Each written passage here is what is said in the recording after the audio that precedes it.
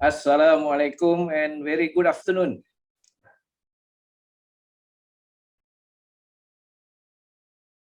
Can you all hear me? Good afternoon, Doctor. Dr. Colin, Yes, how are yes, you? I can hear you. I'm okay, I'm good. How are you, Doctor? Great, great. Thank you very much. Thank you very much. How about Encik Hakim representing Dr. Muhammad Shamsuddin, I think? No, I'm presenting myself. You are presenting yeah, Dr. Muhammad Shamsuddin, yeah? Yeah. Okay. I'm Dr. Muhammad Shamsuddin. Sorry about that. Thank you for joining the conference. Thank you. Aliana, Okay. next one, Aliana. Yes, good afternoon. Good afternoon. I don't see you actually because you hide behind the screen. Just for time being. Okay, this is very interesting. Today we have only 3 presenters confirmed joining this virtual conference at this 2 p.m. So there is Dr. Colin, Dr. Muhammad Shamsuddin, and also Aliana, Sharifah Aliana. Okay. So the rest from the schedule that I have already shared with you earlier, either they did not confirm or they have changed their presentation status to video presentation, or they don't confirm at all. Okay.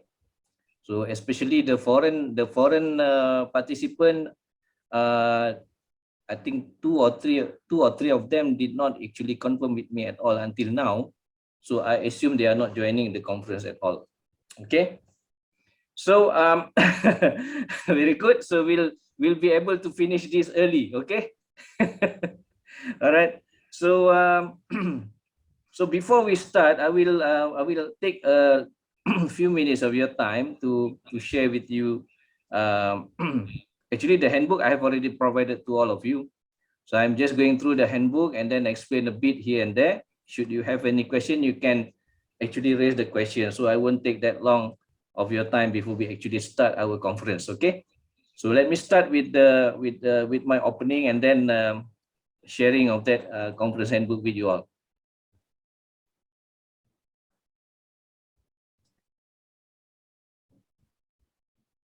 So can you see my screen there? Yes, Doctor, yes. Okay, thank Yes, you. yes, All right, I do. let me start. So I will take this opportunity to thank you all very much to welcome you to this 4th International Conference on Business, Management, Social Science, Technology, Education, and Engineering. This conference is supposedly to be physically held in Tamu Hotel in Kuala Lumpur. We normally have our conference in Kuala Lumpur in this Tamu Hotel. We always have this Tamu Hotel as our venue of our conference in KL. Unfortunately, also the face-to-face registered participant in the conference also does not meet the minimum requirement, which I require about 7 of them to make the conference more interesting and vibrant and productive. However, we were not able to meet that number of participants. So like Dr. Colin and Dr. Muhammad Shamsuddin also actually has registered as a face-to-face presenter. Yeah. Anyway, we did not manage to have that. However, we have this alternative so that we will also allow the participant to be able to present their papers virtually online. All right. Okay. So this is a short brief about the agenda for today. It's not so complicated. So the presentation session seems that we should be able to finish before 5 p.m. today. I think we should be, considering we have only 3 people.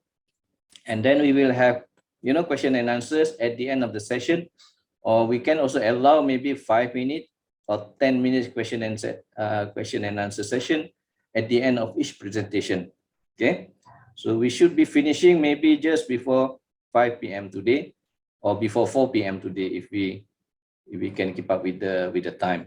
All right. So again, let me share you with the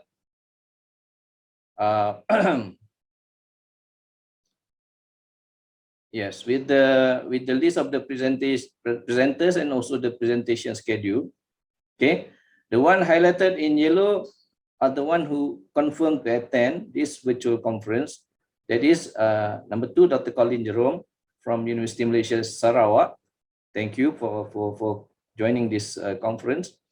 Next one is Sharifah Aliana from Malaysian Institute of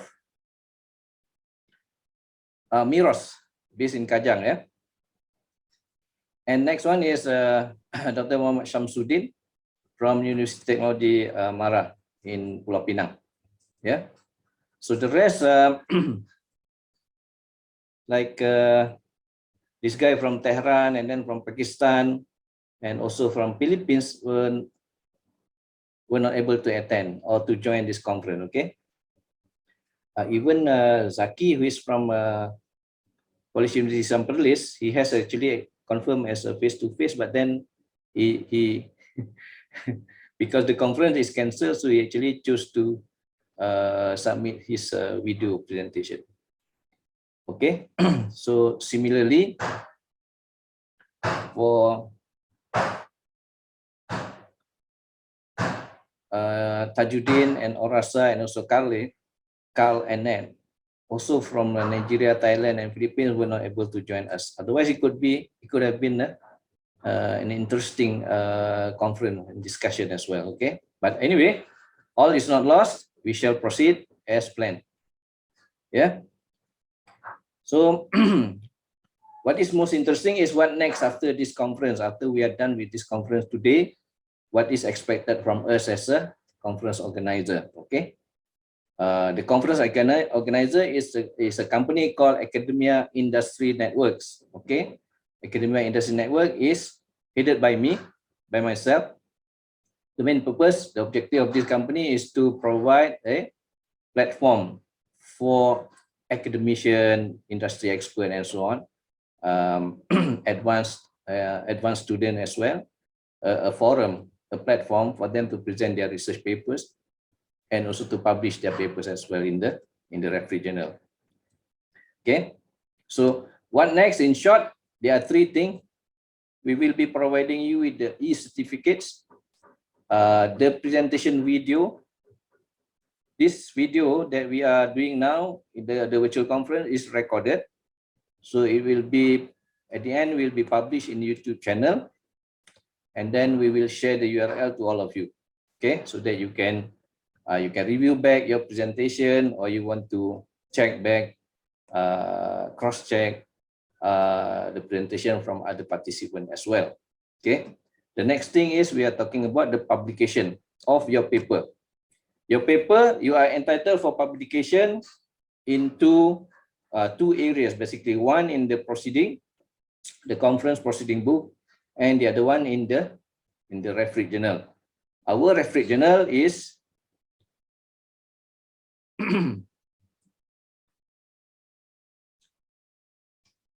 sorry, I will go to that point, the Refri Journal, but your certificate will more or less look like this. Yeah. And then those who submitted their video will have their video published in our YouTube channel, and it also may look something like this. Okay, so they have the video which we publish under this channel, Academia Industry Network, and then this is actually the abstract of the paper that submitted to us. Yeah. So in summary, conference proceeding, as far as publication is concerned, proceeding, Refri Journal, and also we select few papers normally from the conference that we think carry the merits for publication in high index journal. So we will also inform the author if the papers are selected. You know, we have not decided whether we can publish or not until the authors agree. Okay. Then the conference proceeding book will be published within 1 month from today, from the conference deadline. But normally we can do that within 1 week or 2 weeks latest, provided that all participants or authors submit their paper on time. their full paper on time. Yeah, because some of the participants actually have not submitted their full paper, so we have to wait. I understand because maybe they have also other pressing matters to attend. Maybe they have to review the papers and so on, so they may take longer time to actually submit the paper to us. Okay, that is normal. That is expected from each of our conferences. So the sooner we receive all the full papers intact in place, then the sooner that we can actually publish the proceeding book. Okay, the proceeding book is in PDF format. It will be emailed to all of you. Why it is in the PDF format, why it is not online, is because we want to avoid similarity index issue, because our our journals are all online. Because typically 95% of the paper that we receive in the conference from the past experience for the past 3 years, 90% of them, the author did not make any revision or changes from the original paper that they submitted to us. So it's the same paper that is submitted for proceeding, and the same paper also is submitted for the publication in Refrigerant journal. So the real reason we have to do this is because we want to avoid similarity index. Yeah. Next is publication in Refrigerant journal. So normally our commitment is within 1 to 3 months, depending on the date of the conference. Yeah. Like today, 12 March, we still have time to publish your paper in our March 2022 issue. Okay, our journals publish 4 times a year. That is March, June, September, and also December. So if everything goes well, I think we can publish actually your papers in this March 2022 issue. All right. Suppose we have a conference. We have our next conference on the 26th of March, which is in Langkawi. That those papers submitted in that conference, in all likelihood, will be published in June 2022, not in March, because we will not have sufficient time to review, make changes, and so on for publication in March 2022. Yeah, so that is the situation. All these papers are in journal indexed by Malaysian Citation Center or Pusat Citasi and Infometrik under the Ministry of Higher Education. It is cited by my journal, not yet my site, because we have not met the one of the criteria, which is journal must be minimum 3 years in publication. Okay, so we have not met that 3 years of publication of our journal yet. Okay, the next one is the list of this journal that we have. There are 7 journals. It covers, I think, most if not all, research area, typical research area that we have. Okay, like education, pedagogy, and then business management, accounting, finance, and then social science, technology, management information, and also engineering. Yeah. Okay, in the high index journal, I mentioned earlier that we select few, not all papers, definitely few, that we think we have the merit to be published in the high index journal. In this case, we have 2 journals in this corpus index that we can actually share with you. Not other journal, okay, because we do not have relationship with the publisher or with the editors of the other journal.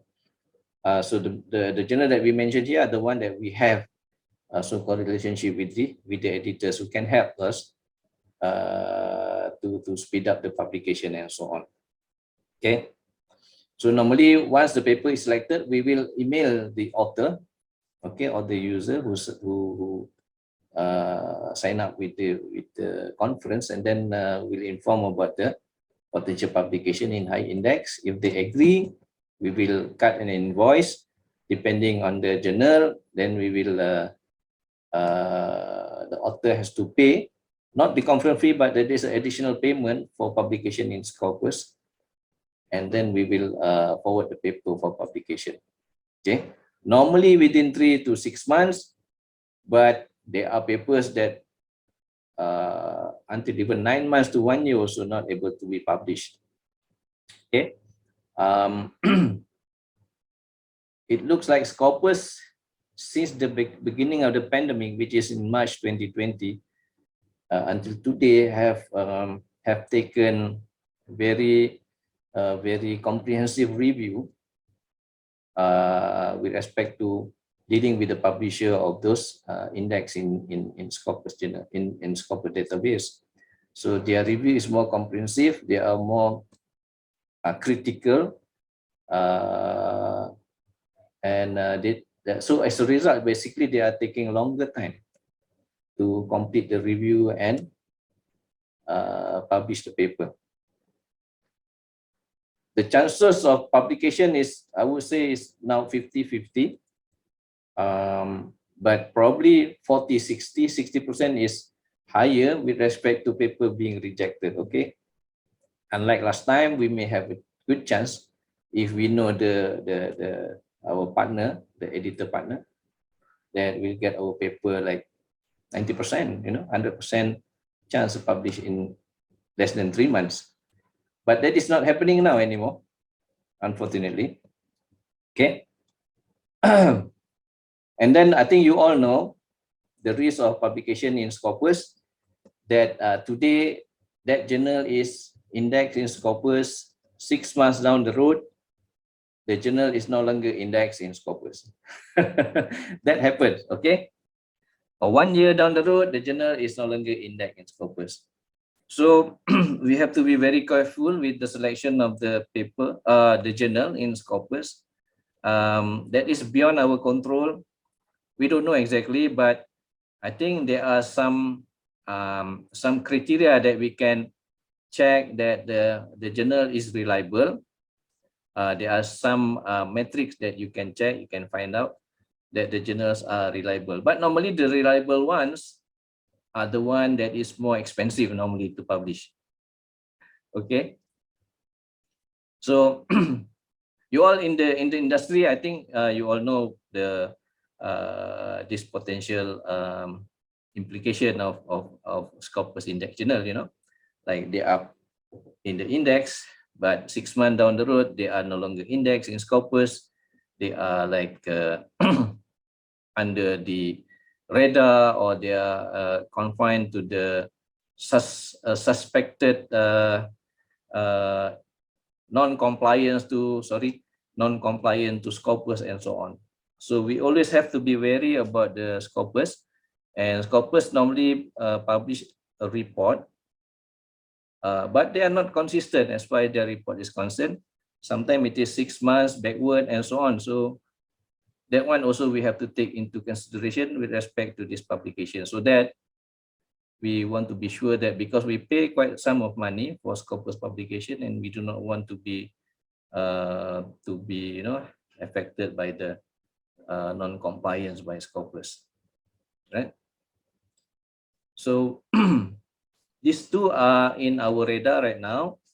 Journal of Positive Psychology and Well-Being, and also Journal of Legal, Ethical, and Regulatory Issues. Both are quartile 2. So if your paper somehow is within this particular research areas of these 2 journal, our review will check. If we think that they have the merit, we will recommend to the author. Okay. Okay, in summary, the publication is 3 publication: conference proceeding, our reference journal, and also high index journal in Scopus. 1 month, 3 months, and 6 months. These are our commitment, but normally we can do it earlier. The only thing that is not confirmed within 6 months is the Scopus publication, because it is so much beyond our control actually. Okay, so it can be 6 months, it can be 9 months also. We have also experienced some papers published less than 3 months. Okay. However, all manuscript or papers not published yet in any journal must be submitted in Microsoft Word format. Some participants, some authors submitted the PDF version of the paper. So we have to take step to request them to resubmit in the Microsoft Word format. The reason is because we have to incorporate these papers into the proceeding book. We have to change the page number. We have to put in the headers, you know. So if you give us in PDF format, then we will not be able to process your paper for incorporation in our proceeding and also in our journal letter. And then remember, all communication between us as the organizer of the conference and participant is always via email. So the validity of the email is very, very important. Okay. So make sure that the email is valid. Otherwise, we are not able to send many notifications that we have. When you submit, when you register, we send notification. When you submit your abstract, we send notification. When you accept, we send notification. And then the invoicing also through the email, payment also through the email, and so on. So it's very important. So the next one is basically our upcoming conferences for this up to April 2022. Okay, the green one are the one that we are currently have, and then the next one that we're going to have is on Saturday 26th of March in Langkawi. All right, we have quite a number already registering for this, but the international participation may still have issue because based on the announcement by the ministry, by the Prime Minister a couple of days back, is that our border is open for international travelers only on the 1st of April 2022. So those participants who have registered as a face-to-face, I probably will recommend them to change their presentation, their participant category to a virtual presentation or video presentation. And then the next one that we have is on the Saturday 23rd of April. This is during the fasting month. For this particular conference in April, we are not going to have the physical conference face-to-face because it is fasting month. However, we will continue to have our virtual conference like this through the Zoom platform, and also we still accept the submission of video presentation as well. Just like a typical conference organization that we have, except that we are not going to conduct the physical conference because of the fasting month. So we have not published yet our conferences in May, June, July, and so on, but we will do that soon before the third week of this particular month, before the third week of March. Okay, so that's roughly summarize what I like to share with you. Unless you have any question, I'm open for any question. If you have any question, please.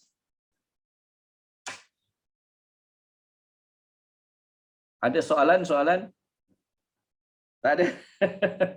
Kalau tak ada, then very good. We can actually start our presentation session. Okay. So let me go back to the list just now. Okay, based on our list here, Dr. Colin will start first. Hi, Aliana, nice to meet you. Dr. Colin will have to start first. Okay, sure, doctor. Sure. Okay, sure. so Dr. Colin is discussing about popular music, identity, and unity, a case of Malaysian popular songs in the minority language. Okay, Dr. Colin, I think this is very interesting. I'm looking forward actually to hear what you have to say. Okay, you're welcome. Sure. Please take over the floor. We are ready now. Okay, thank you. Okay, good afternoon, doctor. Okay, first I will have to unshare my presentation first. Yes.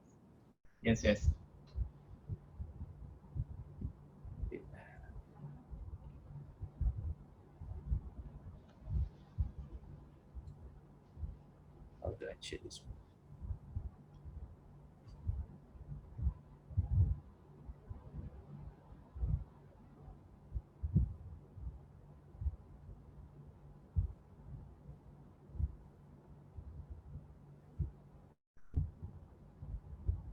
Okay. You can share your Okay. presentation now. All right. Thank you so much, Doctor. Okay. Let me find the. Okay. Okay. Once again, good afternoon, and thank you, Dr. Shafi'i, for wonderful opening and also the address and information about your journal and also your conference. And good afternoon to my fellow speakers, to my fellow participants. And I guess I can also welcome everyone to the fourth international conference on business, management, social science, technology, education, engineering. I was really looking forward to attend the physical conference, Doctor, but I agree that if the number is too low, so there's no point to, So But no worries, I no think worries. I think people are still skeptical with respect to the COVID-19 effect. Yeah. They are still holding back. They are still holding back of that one. But I think after 1st April, I think beginning in May, probably June, I will be seeing the beginning of people actually attending the physical conference. Yes. It's really a different experience. Really, I honestly tell you, the physical conference is very much, to me, it's more productive and more more vibrant in the real sense when we have discussion face to face like that. Okay, but anyway, because of the challenge of COVID, we have to we have no choice, but we have the best we can do is to do the virtual conference. Yeah. Yeah. I agree. Okay, thanks. All right. Let's begin. Okay. Okay. So the title of the paper that I'm going to share with you all today is on popular music, identity and unity, a case of Malaysian's popular song in a minority language. And I guess in the Malaysian context, and all of us are from Malaysia, I'm pretty sure you know what popular music is. Notions of identity is not just about national identity, it's also about identity based on race, based on ethnicity, based on gender, and so on and so forth. And also the notions of unity, again, not just about national unity, but also unity in the simplest form. For example, we feel united, we feel affiliated to one another in a small group, a larger group, and so on. And then when it comes to popular song in the minority language, we cannot help ourselves from talking about popular songs in the majority language. Us being in Malaysia, we know that the national language and the official language is Malay, and Malay is also spoken by majority of people, so we can call that majority language. But there are also minority languages, meaning languages, as we know, spoken by ethnic minorities, that we can find living in Malaysia, being a multicultural, multilingual, multi-ethnic, and multiracial nation. Yeah. Okay. I would also like to introduce to you the members of the research team that helped me to come up with this paper. Okay. That's myself. Okay. I'm from Faculty of Language and Communication, University Malaysia Sarawak. And my colleague here, Associate Professor Dr. Ting Soo Hee, also from the same faculty and from the same university as I am.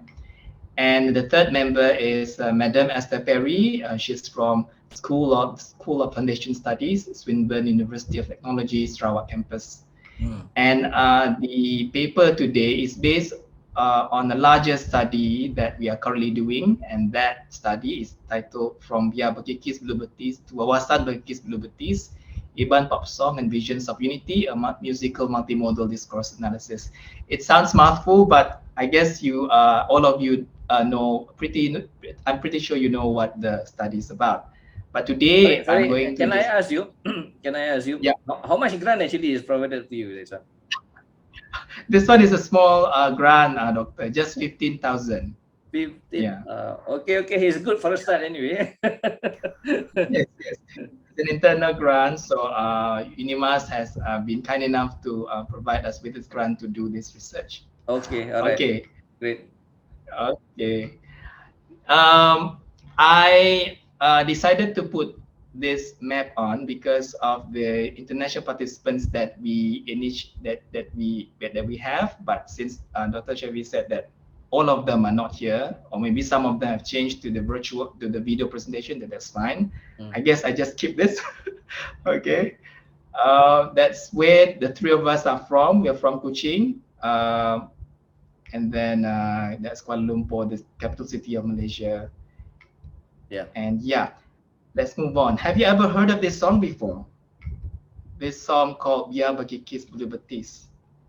Let me play a snippet of it. Okay.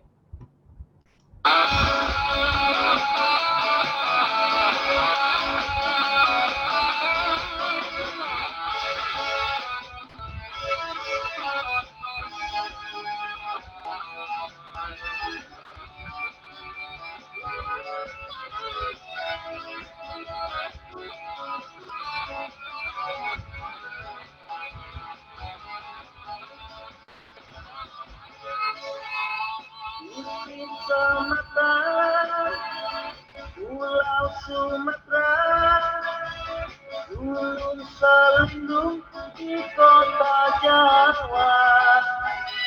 Okay. Okay. Nice song. That's, yeah, it is a nice song. Okay.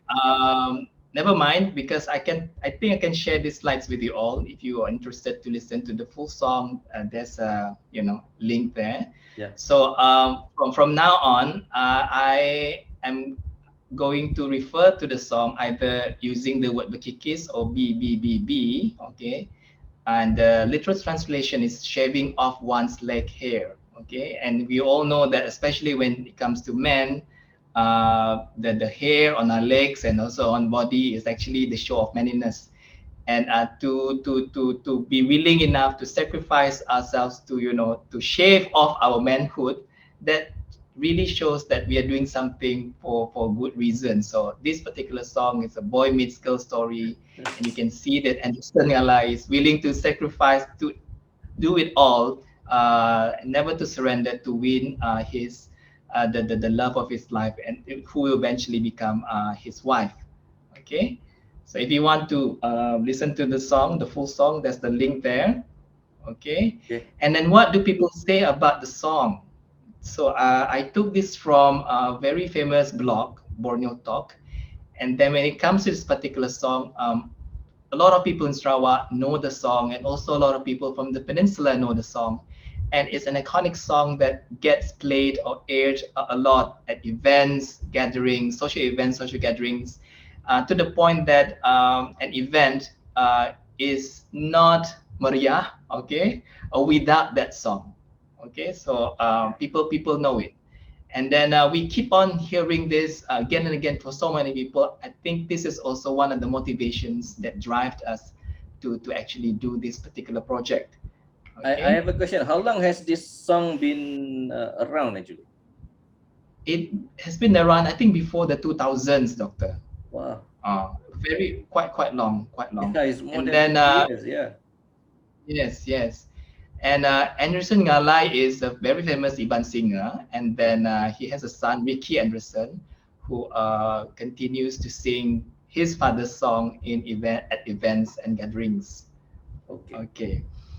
And then what do people say about popular song? Because that particular song is also a form of popular music genre, coming from the people of Sarawak, particularly the Iban community. So I took this from an article by Samantha Hessek and also April Lindala, when they talk about popular songs from Native Americans.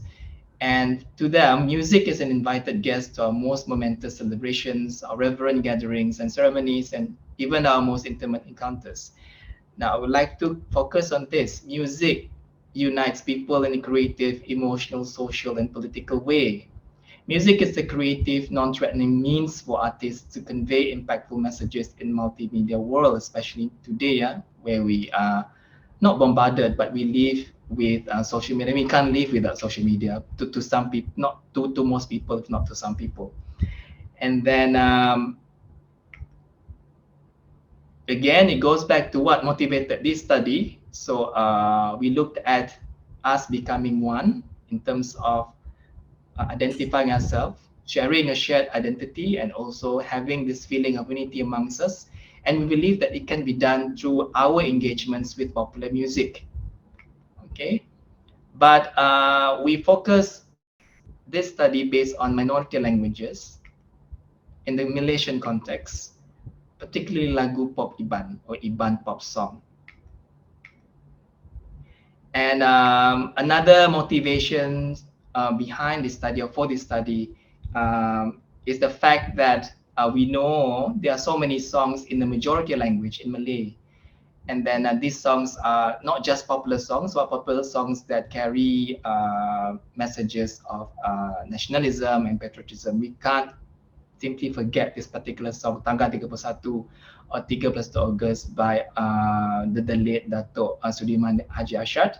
Okay, and there's no question about the song being able to foster that kind of unity, national unity, national identity amongst us Malaysians.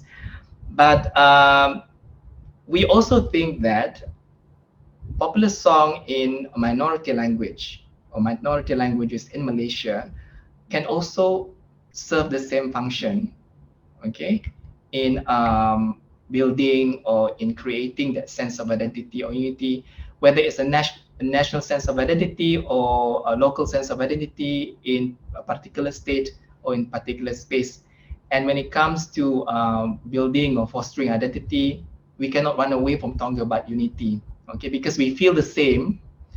And because we feel the same, we feel closer to each other. So we want to find out about this in this particular study. And from this problem statement, we aim to examine or to explore people's views on Iban pop songs, because that is the popular song in minority language that became the focus of our study.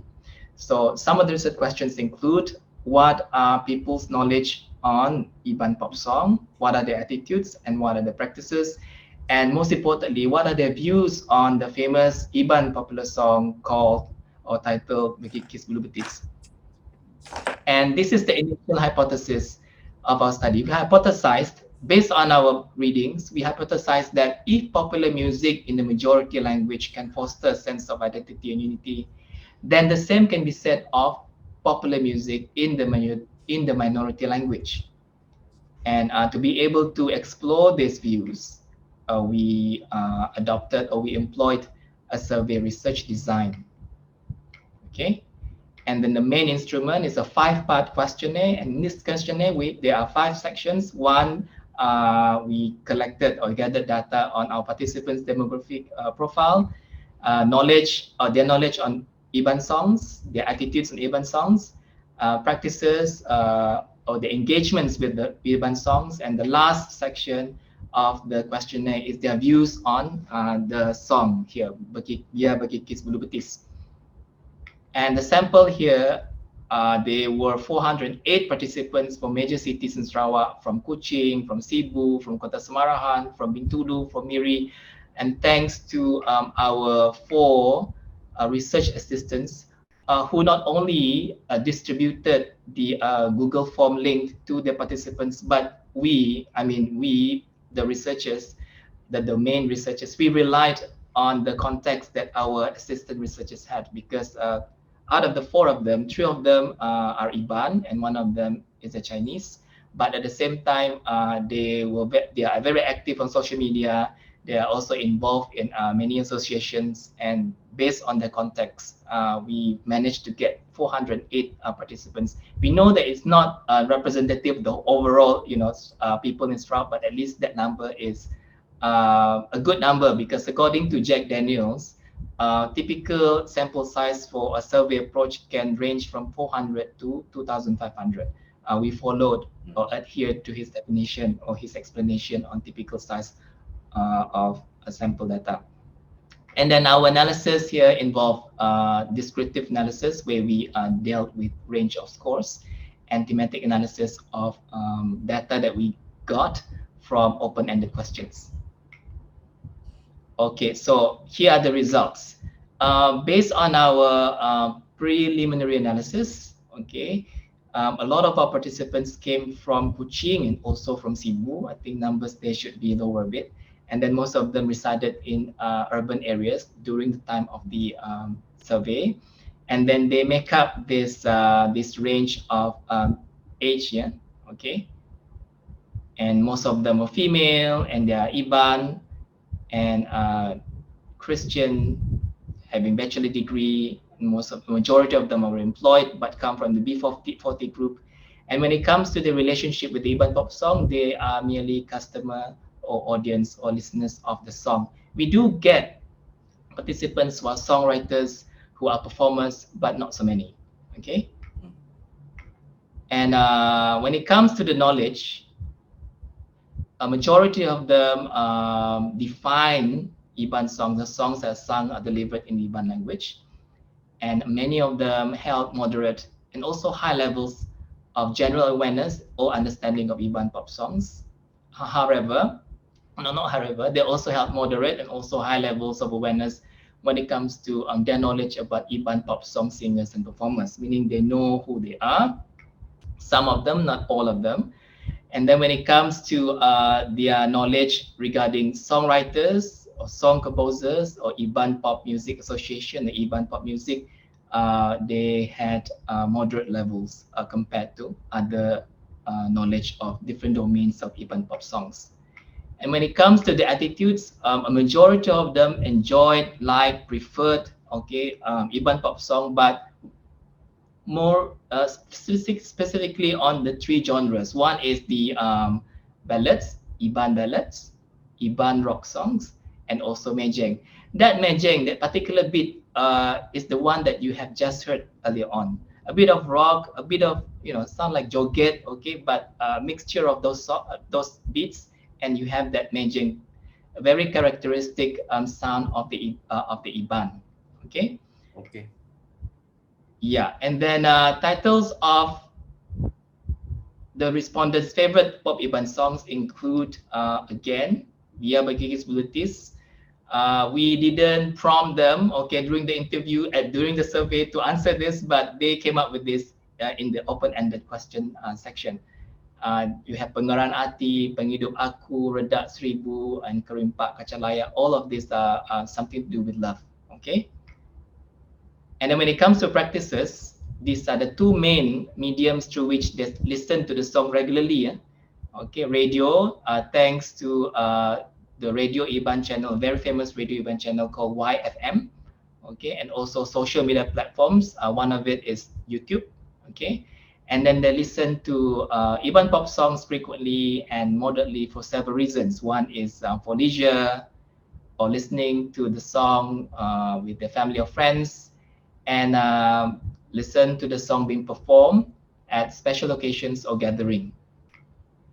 Okay, and then when it comes to another practice, of the last 12 months, okay, during the time of the survey, they bought less than 5 pop songs, either in the form of CD, Spotify, iTunes, and also attended less than 5 social events during the past 12 months that played Iban pop songs.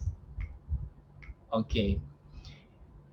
These are the results on their views regarding the song itself, Bakikis Blue Betis.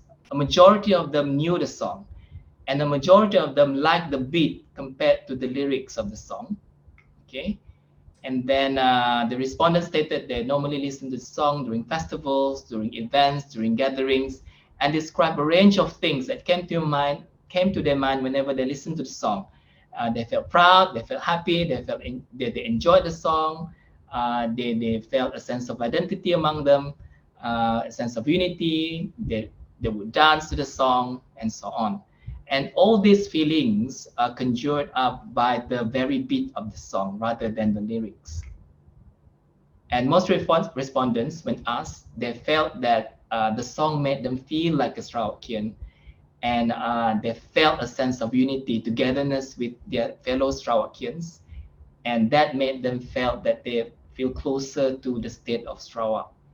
And these are some of the things that they said. Yeah?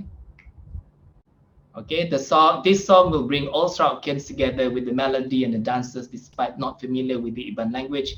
And that really represents our identity and unity among us. This is one participant, a Chinese from Kuching.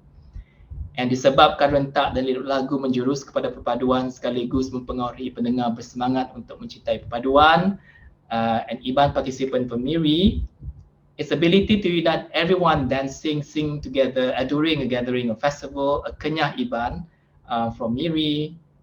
The way every Sarawakian knows this song already defined the unity and belonging among them. A Bidayah from Kuching. Aluan music, bahasa dan rentak melambang is you are from Sarawakian. This is the Chinese from Cebu. And last but not least, everyone from young to old, to different races and religion here sing and dance to this song, and people who are not Sarawakian, this is very interesting, also listen to this song, make Sarawakian feel proud and united, because a lot of people from the Peninsula Malaysia, they also know this song. And whenever they come to Sarawak, some of the things that they will recall would be the song itself. Okay, so what do these results say? One is that Iban pop songs are well known and recognized among the people of Sarawak. This goes without a question because Iban is the largest ethnic community. And to call Iban a pop song in minority language also makes us wonder whether it is a song in minority language, because Iban itself is a majority language, given that Iban is the largest ethnic community. So we can safely call, in the case of Iban pop song, majority minority or minority majority. Okay. And then one possible reason is that the pervasiveness of Iban in Sarawak, being the largest ethnic group, Iban is so pervasive in our life. Okay, for example, the Tourism Board of Sarawak often uses Iban as the symbol or as the image in their promotional activities. Okay, and then the Ibans are also the groups who helped us with gaining independence, and also involved in political the political scene in Sarawak. Okay, and a lot of things that you can see in advertisement, images, books, and so on feature the Iban, okay, culture and the Iban people.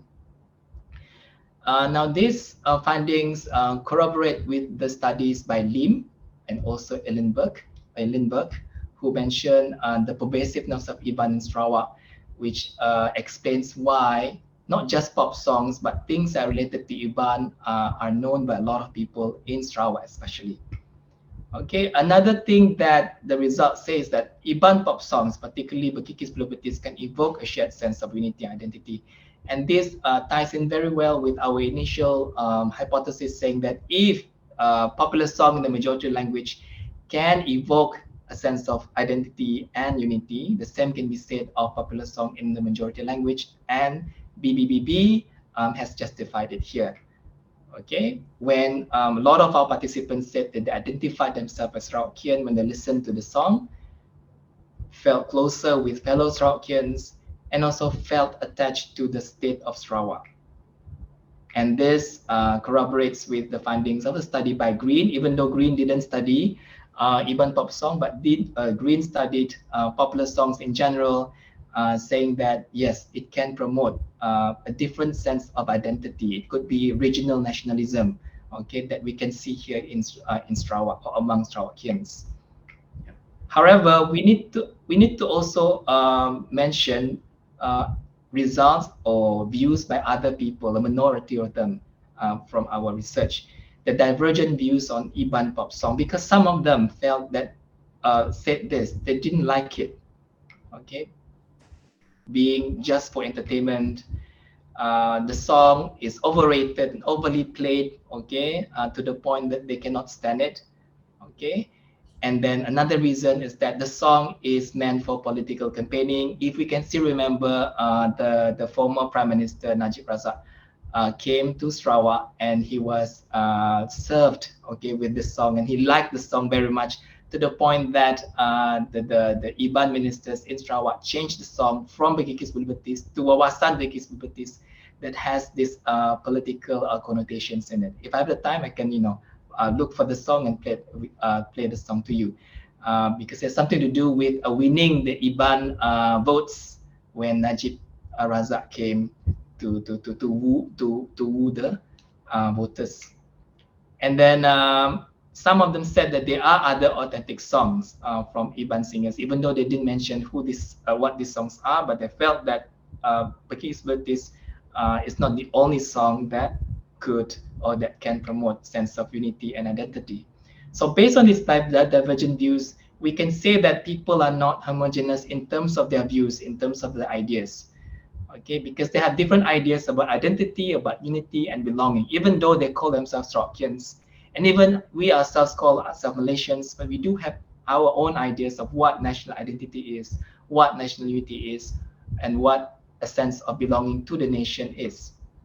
And from these divergent views, we know that IBAN pop songs, particularly Bagi Kiss, is one, but not the only popular music genre that can evoke these feelings of shared identification, affiliation, and membership. And the take-home message here is this, okay? When it comes to identity and unity in the context of Malaysia, in the context of multicultural, multiracial nation or society, it is still an ongoing process, okay? And we never stop constructing, reconstructing, defining, and redefining who we are as a person, who we are as a member of the community, and who we are as a member of the Malaysian, of Malaysia. And when it comes to popular song in Mandarin language, okay, we should also think about it as a major force rather than a prime obstacle, because I'm pretty sure I've heard of things, for example, how Malay is being attacked by some parties or some groups of people in Malaysia, saying that there are also other languages that should be given prominence. But at the same time, we should not also think that other languages cannot help us to create that sense of unity and also identity. Perhaps this is time for us to think about it more seriously. And another thing that we also need to reflect on is that distinction between minority, majority, like I said, okay? IBAN language can be a minority language, but when it comes to the Sarawak setting, it's not the minority language, it is a majority language because IBAN is the majority or the largest ethnic group in Sarawak. But when it comes to minority within minority, there are also other popular songs that we should also consider when it comes to really thinking about how others can relate to the song and how others can feel that they have a shared sense of identity and unity by listening to the song. So I'm giving just some examples. One will be the Orang Ulu of Sarawak. That for me and also for my colleagues are the minority within the minority in Sarawak. Okay, and then we cannot forget Orang Asli of Peninsula Malaysia. And I can still remember a study by Prof. Tan from USM. I still think that she is still in USM, who conducted a study on popular music by Orang Asli of the Peninsula Malaysia. Okay, thank you for your attention. And if you have any questions, you can feel free to ask me. Thank you, Dr. Happy, and thank you, the rest. Okay, thank you very much, Dr. Colin. Very interesting insight. Welcome. Very, very interesting, actually. So now I open to Dr. Samsudin and also Sharifah Liana. If you have any question to Dr. Colin, please. Yeah, I do have a question to Dr. Colin. So it is a very interesting presentation from Dr. Collins. Although I am from engineering department or faculty, but I do also involved in arts, in theater and also in dancings. Okay, so traditional dancings. Okay, so we know that when we talk about arts, it's really diversity. So in your finding, you said that people are homogeneous, not homogeneous. So means that we have a different perception, different perspective in terms of unity and also identity, because we are diversity. Okay. Yes. So how do you how important in your study to ensure that this homogeneous in terms of unity should be developed in Malaysia, so because we know that this young generation sometimes have their own perspective terms of their life and so on. So I do believe that we should have a very homogeneous in terms of unity perception, in terms of nationality, in terms Yes. of respecting people and so on. So how long you think that this ongoing process can be done in order to ensure that this homogeneous situation can be developed among Malaysians? Wow. Thank you so much, Doctor, for that wonderful question and observation. How long? Oh dear. Even before the independence, I guess we are still, we have been doing that ever since, even before the independence and during independence, post-independence. The meaning of being a Malaysian is very subjective. And like you said, there are a group of people who are very homogeneous in a sense. Malaysian should be like this, which is good. But there are also other groups of people who think Malaysian should not be this, it should be the other way around. So number one, to answer your question, it will take a long time. And I don't know when that will stop.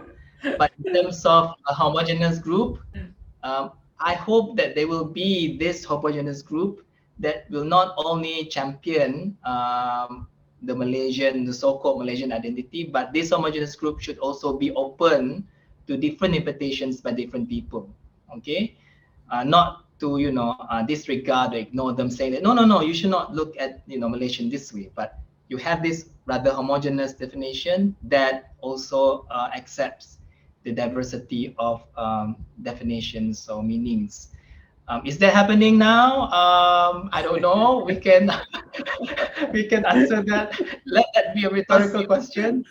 Yeah, because we see that other countries such as Indonesia, Indonesia, which is just next to our country, they have their own unity and identity, a very strong identity. So compared to us as a Malaysian, we do have in terms of very strong identity and unity. For example, Sarawakian have very genuine what we call unity and identity, Kelantanis and so on. But in terms of we as a Malaysian, sometimes we have a conflict about this. So I do believe that you may develop your study in order to create the new perception on how it can improve the unity among Malaysians, I think. Thank you so much. I will take up that challenge. I can. Thank you so much. I think Dr. Colin need a budget about 100,000 ringgit, for him to continue with that research. I do believe that Dr. Colin may ask a grant from Kementerian Kebudayaan dan Kesenian. They have their own budget because I just secure a budget from this Kementerian Kesenian dan Kebudayaan, which is MOTEC. So they have a budget they pass to the state governments, okay, under Exco Kebudayaan dan Kesenian. So you may go for that. They have their own budget. So you may secure that budget about 100,000, sometime more, and then to continue your study. So you go for that. Great. Thank you so much. But I like, can I add on Dr. Shamsuddin just now? Yes, Doctor. Sorry, Aliana, do you have anything to add? No? Sorry about that. Okay. I think we are coming also to the concept of, I think it is very nice. It is such a great idea to have a homogeneous. Basically, we are united as one, seen as one, and we do not have to go far. Look at Indonesia, okay? They are made up of so many groups, tribes, culture, and so on. They have Sundanese people, Japanese people, Malay people, Aceh people, people from the other island, and so on. They have thousands of islands, different cultures, and so on. But they are united by one, actually, under one. And what actually keep them very, very well united is their Pancasila, so-called. To us is our Rukun Negara. Theirs is Pancasila, but their Pancasila is strongly adopted or strongly reverberated by these people of Indonesia. You know, locally they speak different language, but they speak their national language very well, eloquently, you know. And I think it's very fantastic to know that our neighbor not that far, they have achieved to that status. I think even higher compared to us as far as being united, so-called, yeah, compared to Malaysian. But we also look from a different perspective that as a human, there will always be small, if not the majority, a small group that are who are you know opposed with the idea, against the idea, want to maintain a separate entity or identity and so on. So we come up with this concept that we appreciate the minority, we celebrate the difference. Okay. But we would like very much if we get united under one. Okay. So whatever it is, if there are some differences of opinion, differences of ideas and so on, I think the best is for us right now is to celebrate the difference, because we are human. We are not expected to be having the same idea all along. But the most important thing is we have to be on the similar page for most of the thing. Okay, being Malaysian, especially in this country, being Malaysian. Okay, we can be different. Our skin are different. I mean, my skin probably is darker than Dr. Colin's. Okay. Aliana is a lady. I'm a man. So we are different. Our thoughts are different based on our upbringing and so on. So we really appreciate if we can get together, most of us.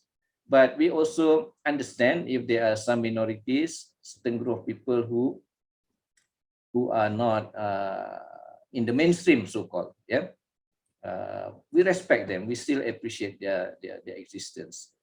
All right. But at the end of the day, we should be moving towards like what Indonesia has achieved, so-called. Okay, Aliana, do you have any feedback? No. I think it's very interesting study carried out by Dr. Colin in terms of the song. As I'm from the road safety background, I think now we are also venturing into songs to try to relay the information. As you mentioned earlier, that songs can bring so many feedback from your study. So I think song also can be a tool for us to disseminate information, not only related to the culture, but also other information as well. All right. Great, thank you. Oh, I have another question, Dr. Colin. Do you find many literatures, past literatures related to IBAN cultural song or anything to do with IBAN? Yeah, we do. Particularly by Dr. Lim from the same university, but it's a lot about identity within that community, being IBAN, and that's it. But nothing going above that, like, listening to the song, but you can feel that you are Sarawakian in general. So past literature is a lot about IBAN within the scope of IBAN community and culture. Okay, all right.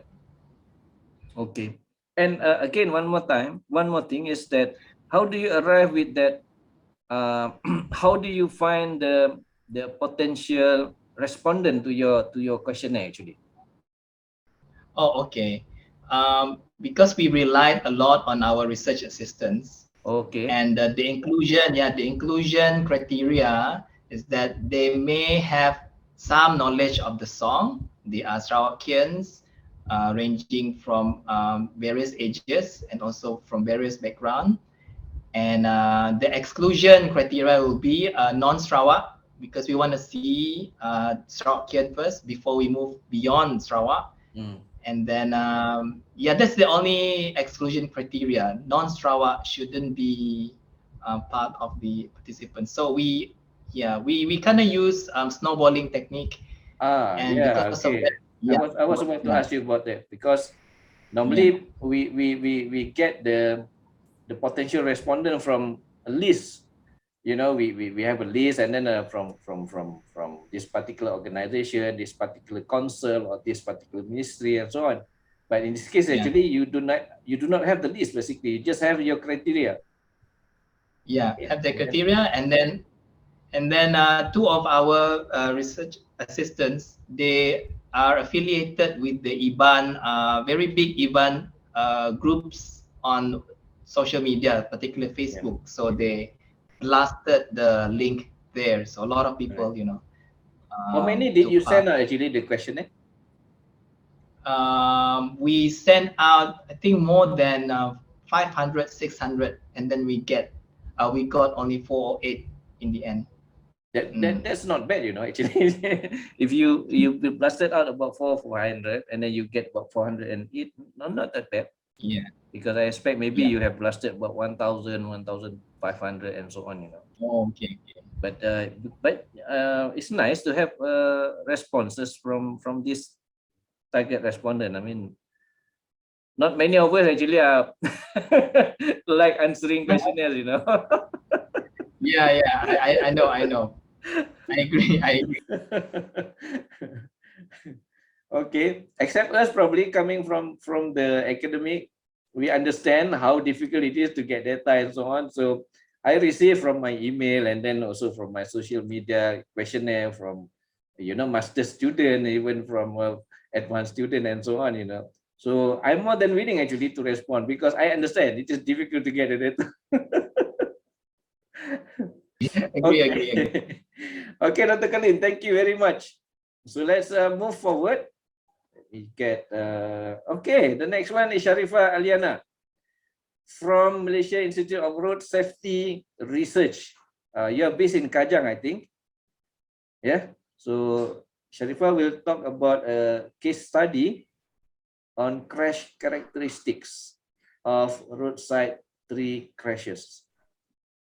Okay, Sharifah Aliana, you may take over the floor now. Assalamualaikum and good afternoon. Can you hear me? Yes.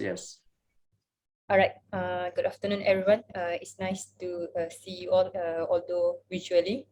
My name is Sharifah Aliana, but I do go with the name Aliana. Most of my colleagues and friends call me Aliana. So today, using this platform, I would like to share with you a finding from my simple case study on crash characteristic of roadside tree crashes. As Dr. mentioned earlier, I'm a research officer from the Malaysian Institute of Road Safety Research, or in short, MIROS. MIROS is one agency or a research body under the Ministry of Transport. So basically, we did a lot of research in terms of road safety to ensure that the road safety situation in our country is at par with the developed country, and to make sure that every one of you here will reach your destination safely. All right, so that's a little bit background about my organization. So I do have other colleagues here on my screen that also involved in this research project. So basically, these are the content of my presentation. It's a very straightforward presentation, just sharing with you some of the insight, because I know although there are only 4 of us here, but I think most of us here are drivers. So this is something interesting that I would like to share. So a short introduction, some literature review, method, results and discussion. Aliana, I'd like to interrupt. I cannot see your screen actually. You cannot see my screen? Yeah. You need to share your screen. I think Dr. Colin has to unshare your screen first. Now we can see. Okay. Okay, now we can see yours. Sorry. Okay. All right. You can see my screen, right? Yes. Okay, sorry about that. Just to start again, I will today share a finding from my project study in terms of the case study on crash characteristic of roadside tree crashes. I already introduced myself, so I will just go to my next slide. Yeah.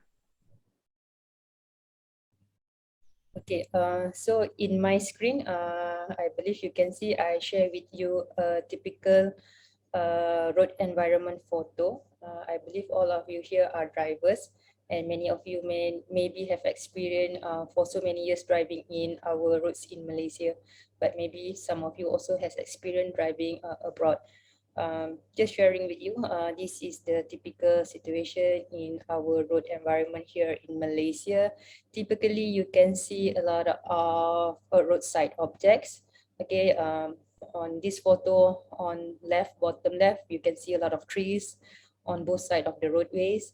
And then on another photo here, you can see there's a signages, lampposts, and then you can also see there are also stalls very close by to the edge of the line of our roadway.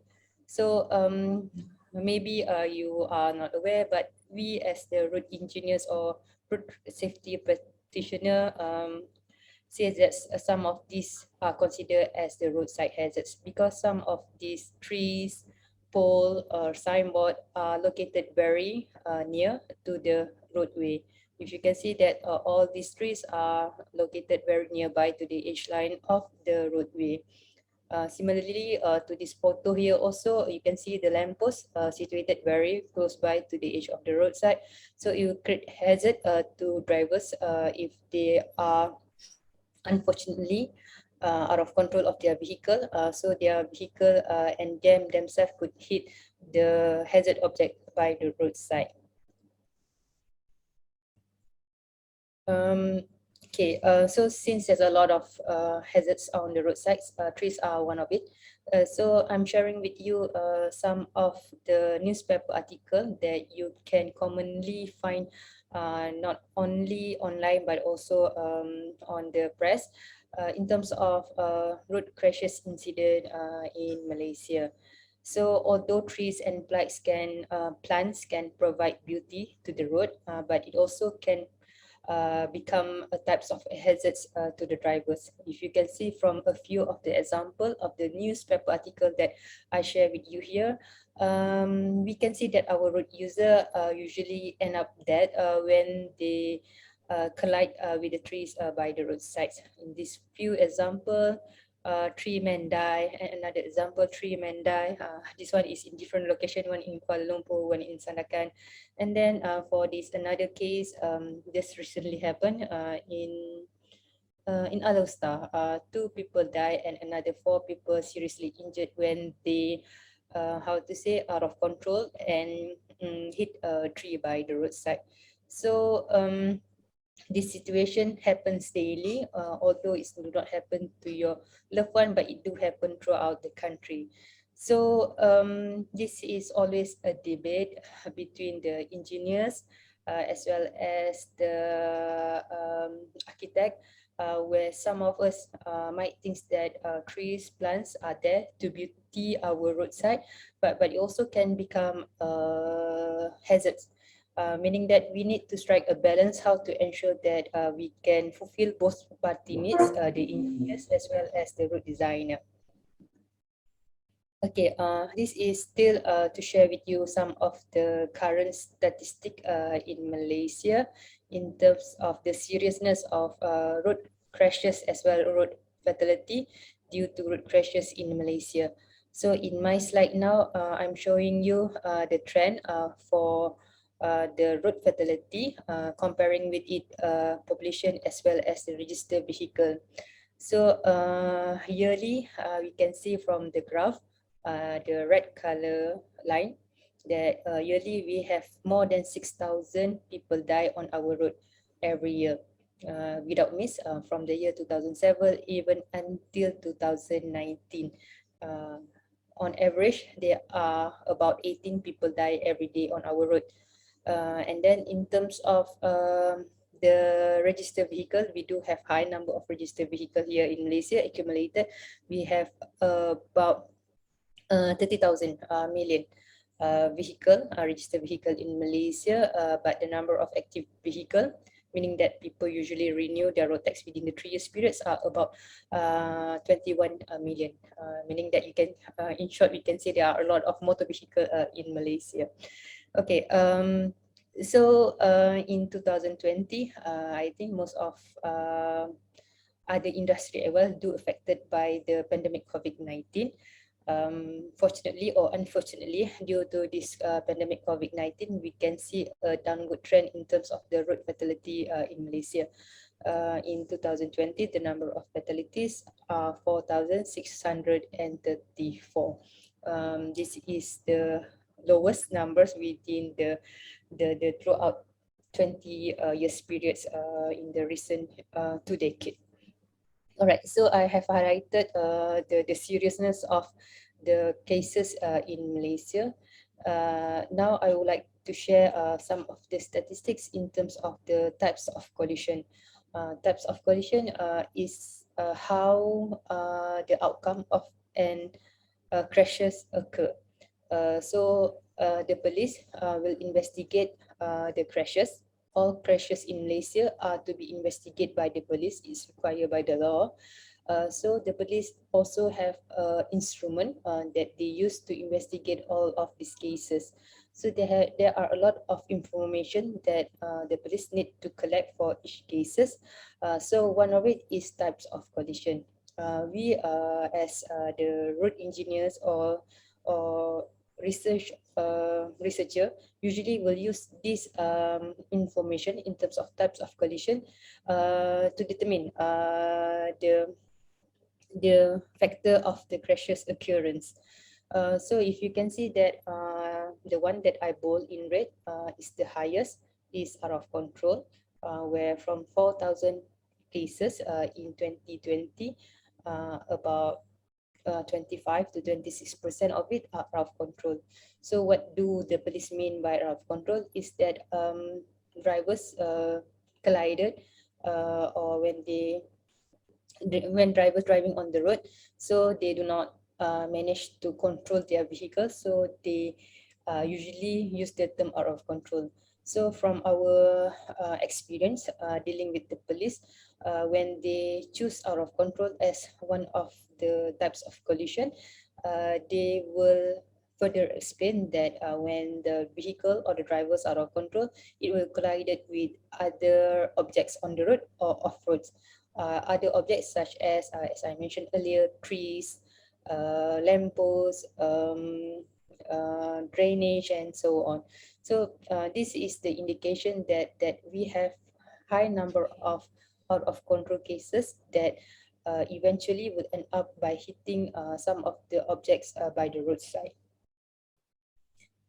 This is just to show you that not only in Malaysia, but international studies also shows that collision with road shoulder objects accounted for between 18% to 21% of all fatal accidents with trees and utility pole reported by as the most frequent struck object. And then also another study says that 20% of fatality in vehicle crashes resulted from a vehicle leaving the road and hitting a fixed object such as a tree or pole. I think from these two literature also, we can indicate that usually police do not, in our recording system by the police, they do not really specific the hit item is trees, but we need to go to their accident description and to understand that the cause of the collision. And then this is just to show in terms of the injury outcomes. Injury outcome in tree crashes are typically worse than in car-to-car crashes, because in tree crashes, the vehicle has to absorb all the impact energy, which is applied to a relatively small area of the vehicle. In terms of two fixed object collision types, striking a pole or post is generally less injured than striking a tree. So actually, there are a lot of literature saying that trees are more hazardous comparing to straight a pole or a post. And then another study also found that the severity of the crash, meaning that the possibility to die in an accident if you involve of hitting a tree, will increase if the diameter of the tree, meaning that the size of a tree are larger or increased. All right, so the objective of the study is to analyze the effect of roadside tree on roadside safety and crashes, and also to observe the high risk location on the roadside hazard based on historical crash data. So this is the simplified method where we first do a simple desktop study, and then we use the national crash data that we obtained from the police to determine the site selection. And then we will do on-site data collection, followed by data extraction as well as data analysis.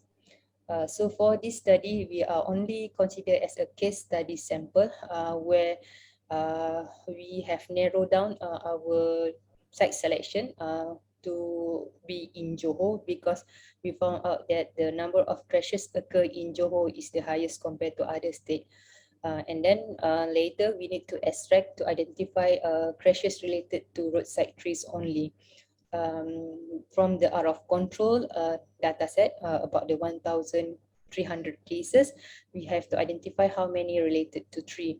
And then from that, we randomly pick 6 fatal crashes that related to roadside tree. And then for our on-site observation, it involves a speed study where we will use equipment to determine the speed profile at that particular road. Meaning that we will use an equipment to determine the vehicle speed of the vehicle on that particular road. Some of the on-site measurement that we measure on the road are the distance of this tree to the edge line of the road, the distance between trees, the diameter of the trees, and some other information that I will share in my results section. So these are the results. As I mentioned earlier, we randomly pick 6 cases that we obtained from the police. So what we do first is we go through the accident description provided by the police. Okay, so this is cases number 1. So when we retrieve the information from the police, we get the location information. And also we read through the accident description to understand better the crashes occurrence. And then we'll go to the site and investigate the roadside environment parameter. Okay, so for this first case, it's occurred in Jalan Eco Business Park, Siti Indah. And from the information we obtained from the police, it's occurred at 5:50 p.m. And the crashes is a fatal crash, and it involved a single vehicle crashes. For this case, it's a motorcycle related cases, and from the description of the police report, we found out that this motorcycle, the drivers of the motorcycle do not manage to control his motorbike and collided to the tree by the roadside here. So the outcome of this crash is one rider died and another passenger, the outcome of this crash is like injury. So these are the photo of the nearby crash scene. So when we look at this photo, we identify that this crash site is a municipal road, and we observe that the speed limit at this particular area is at 60 km/h. So as I mentioned, we will determine the speed profile or the drivers at this particular road.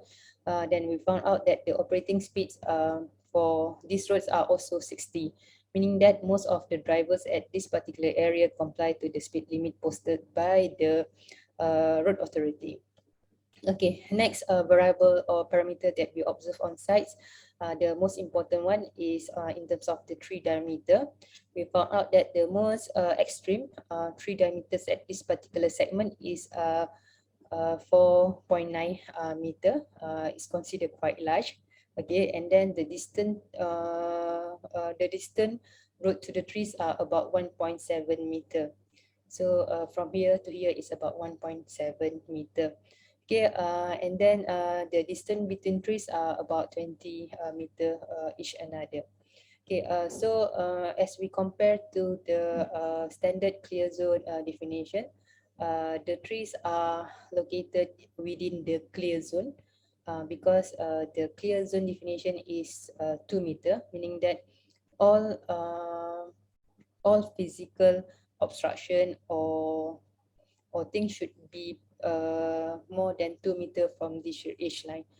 So for this case, the trees are located within the clear zone and the diameter of the tree are considered quite large. All right.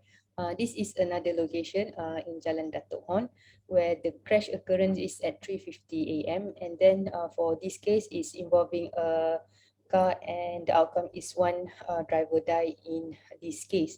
And this location is considered as municipal road, and we found out that at this particular road the speed limit is 60 and most of the drivers at this particular road drive more than the posted speed limit.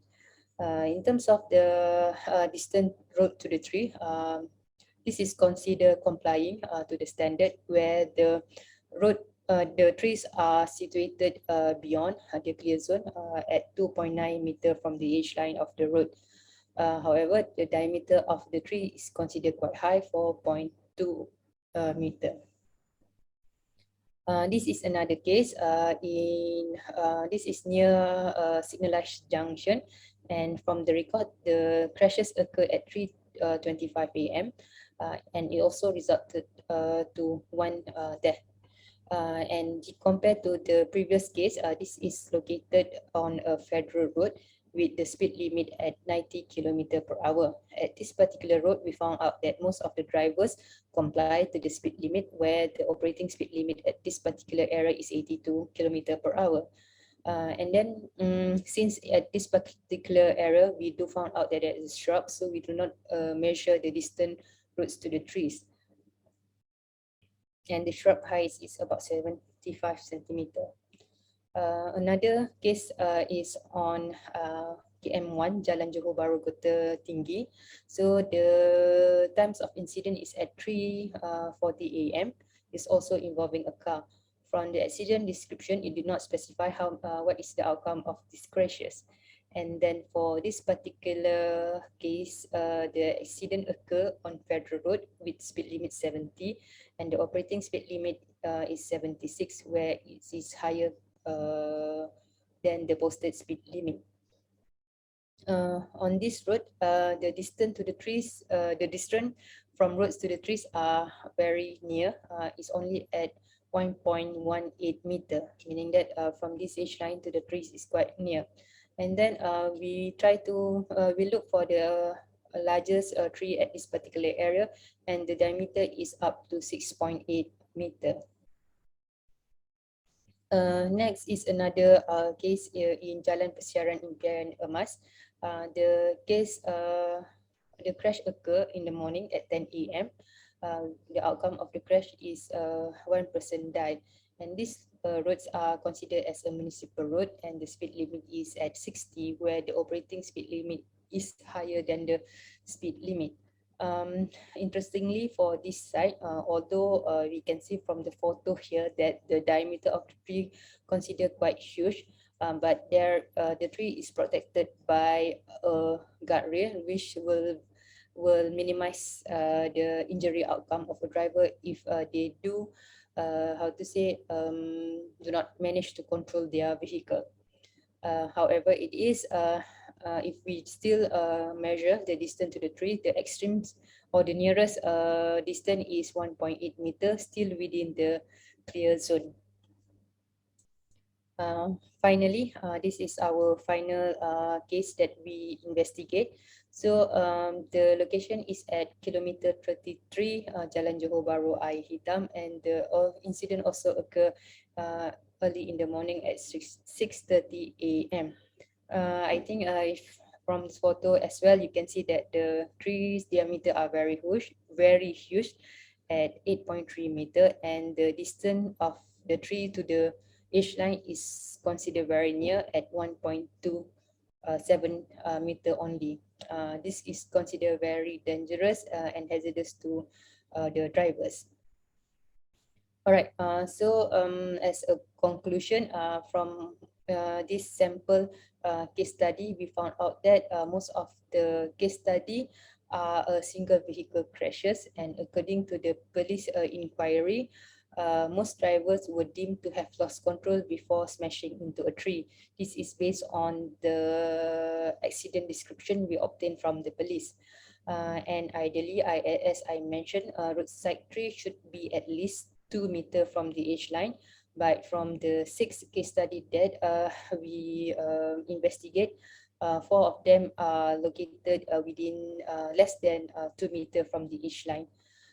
So again, as I mentioned earlier, the decision have to be made to either relocate the tree or put up something to prevent lost control vehicle to smash into the tree. So both roadway designer and environmentalists could be certified by removing trees from within the clear zone or relocating trees beyond the clear zone. So that's all from my presentation. Thank you.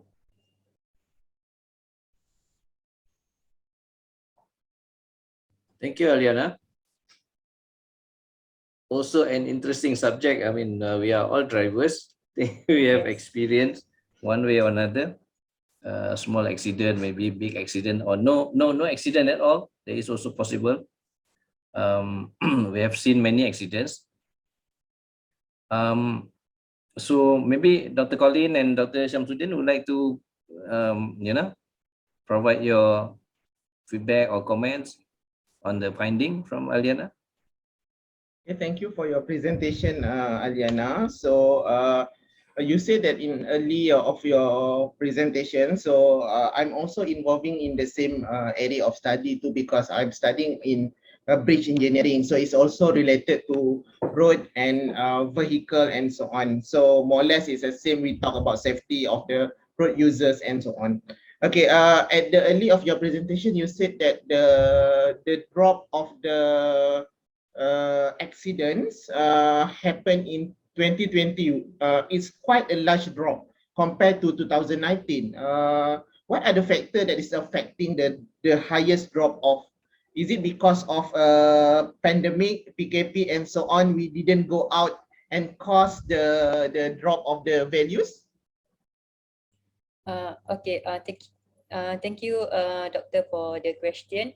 The trend, the reducing trend in terms of the number of fatality as well as road crashes in 2020, not only in Malaysia but throughout the world.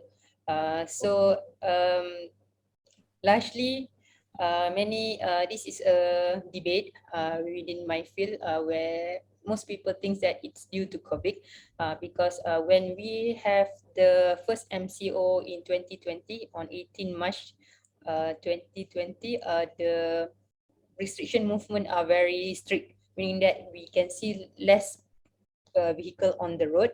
And then in another study carried out by my colleague, we can see that there's a sudden drop in fatality and road crashes from March to April in 2020.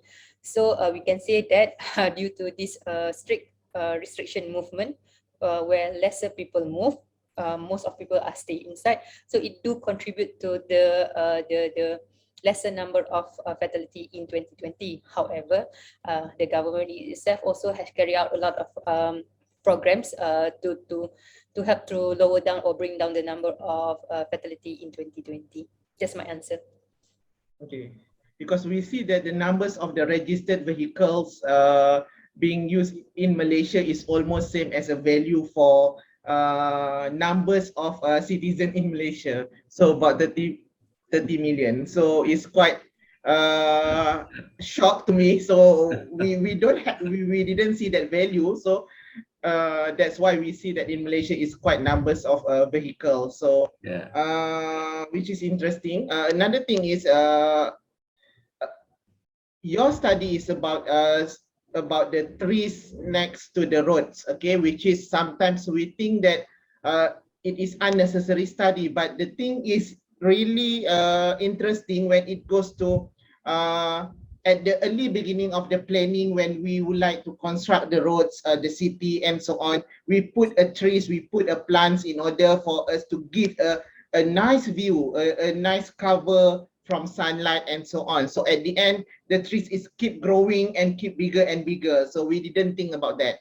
So that is one of the study that make it kita kata it's make it sense lah, okay. And then another thing is your final suggestion is going to one of the idea is going to replace the existing trees and so on that is already more than maybe 20 years, 15 years. Some of the trees is more than that. So how possible we can remove the trees that is already 8-meter diameter? Is there any other alternative being done by Miros in order to use another alternative? Because in my own opinion and observation, for example, so dekat contohnya Lita Perlumbaan, for example, so we have another alternative. They use a very absorb materials from the impact when the accident is happening. The driver is not killed and there is no fatalities. So I do believe that these kinds of situation maybe can be applied, can be studied by Miros in order to apply from the circuit to the real road. So that is my idea lah. So what is your comment? Okay, ideally for hazard, the first step, we do have a few steps when we identify a roadside hazard nearby our road. First is to relocate. The first step is to relocate because ideal situation is to relocate or to remove all the obstacle or hazards. But as you mentioned, sometimes it's not possible because besides then the road engineers or the road designer, we have other interests, other party. As you mentioned, some people do have the interest to make the road look green and so on. So besides then remove or relocate, the next step is to protect. Not to the protect, we have two terms. One, we say that we protect the tree. Supposedly we protect the road user. So we put up, as you mentioned, absorbing material. So basically, mainly we put up the simple protection is a guardrail. Okay, a guardrail. The aim is to protect the road user in case they do lost control when they drive. Because guardrail or other barrier are prevent the drivers to go beyond the guardrail and can go back to the roadway safely. But there are also some issues in terms of this roadside barrier, because sometimes it do create hazards to the motorcyclists. So meaning that again, as you mentioned, we do need to strike a balance to ensure that the roadside barrier that we choose by our roads are safe to all category of road users. Sometimes it could be safe, it could be saving life for the car drivers, but sometimes can be a little bit dangerous for the motorcyclists. So we need to strike a balance there. Okay. I think that's it from me. Just a few words, because I am Johorian. So when you say that the highest numbers of accident is in Johor, so I'm so shocked too. Although now I'm working in Penang. But okay, that's it. Let me add to your question, Dr. Shamsuddin, just now. Maybe Aliana knows about why actually highest accident happening in Johor State, and not in Selangor or not in Pahang for that matter, or Perak for that matter. Why Johor actually? Yeah. Actually, the two highest state is Johor and Selangor. So it always it always between these two states. It's either Johor or it's either Selangor. All right. So some of the year it will be Johor, and another year it will be Selangor. But these two top usually will become the top two, either Johor or Selangor. So even within the Royal Malaysia Police or PDRM, when they determine the number of the top 10 district with highest number of cases of crashes, usually it will be Batu Pahat in Johor, or another district called Selangor in Selangor.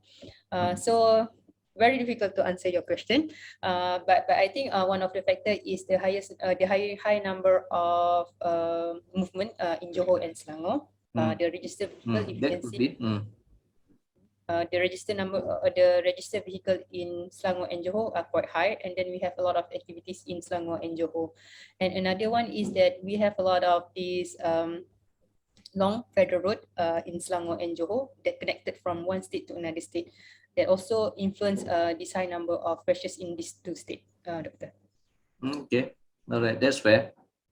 I have another question. Just when you showed us the graph earlier in your slides about the fatalities and road accidents, yeah, I noticed that the highest occurrences happen in 2016 as far as fatalities are concerned. Okay, and then it drops.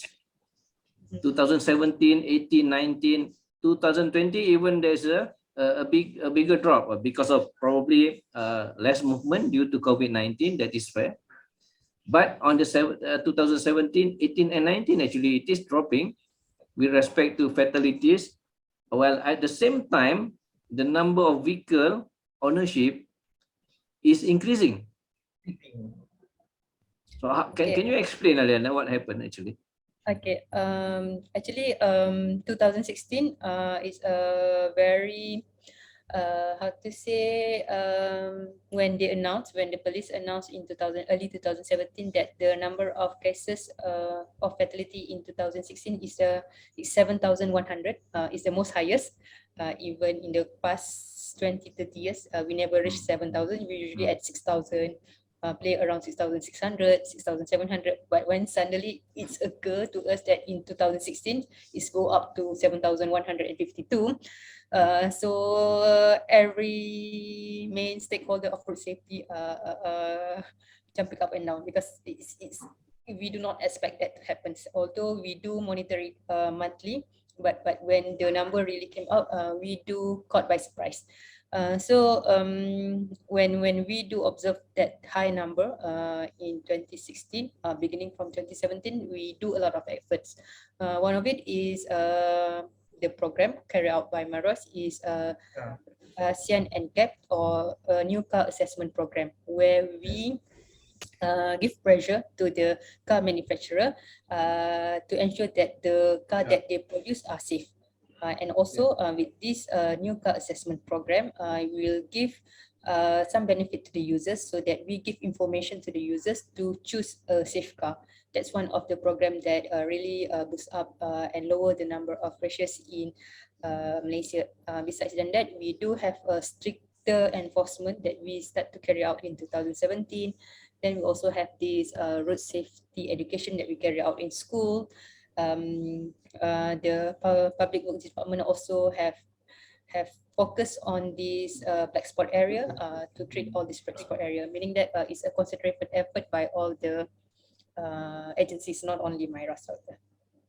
So do we expect the number to continue dropping, right?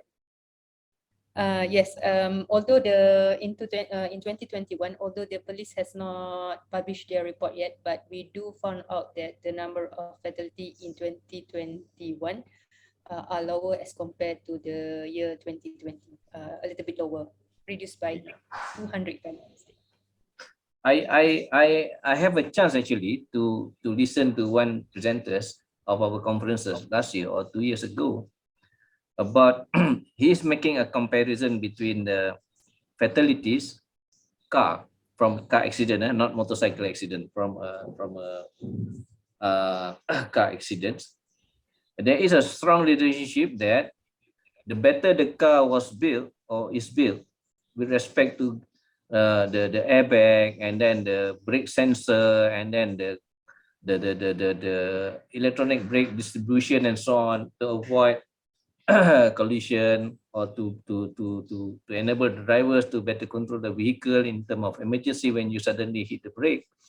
They say that the better the car built, the better it is actually for the fatality rate to be lower. Okay, And he even made a study that most of the European car, the high mark branded kind of car like Mercedes or BMW, are those who are better built with all the safety systems they have. Okay, and the car better protect the drivers compared to, I would say, like a local car that we have in Proton Saga or Proton, any Proton car for that matter. Just a comparison, okay? So the money that you get from the tax that you actually, there's a vehicle tax, very high tax actually, the duty, the import duty and so on for this branded car. That car, for instance, like a Mercedes 240, maybe it is costing only 60,000 ringgit in Europe comparatively, like just our like Honda car or Toyota car for that matter. But here it is, 400,000, 500,000, not because of the value of the car, but because of the tax that is applied to the car. Okay, the value of the car is actually very much similar like a Honda or Toyota.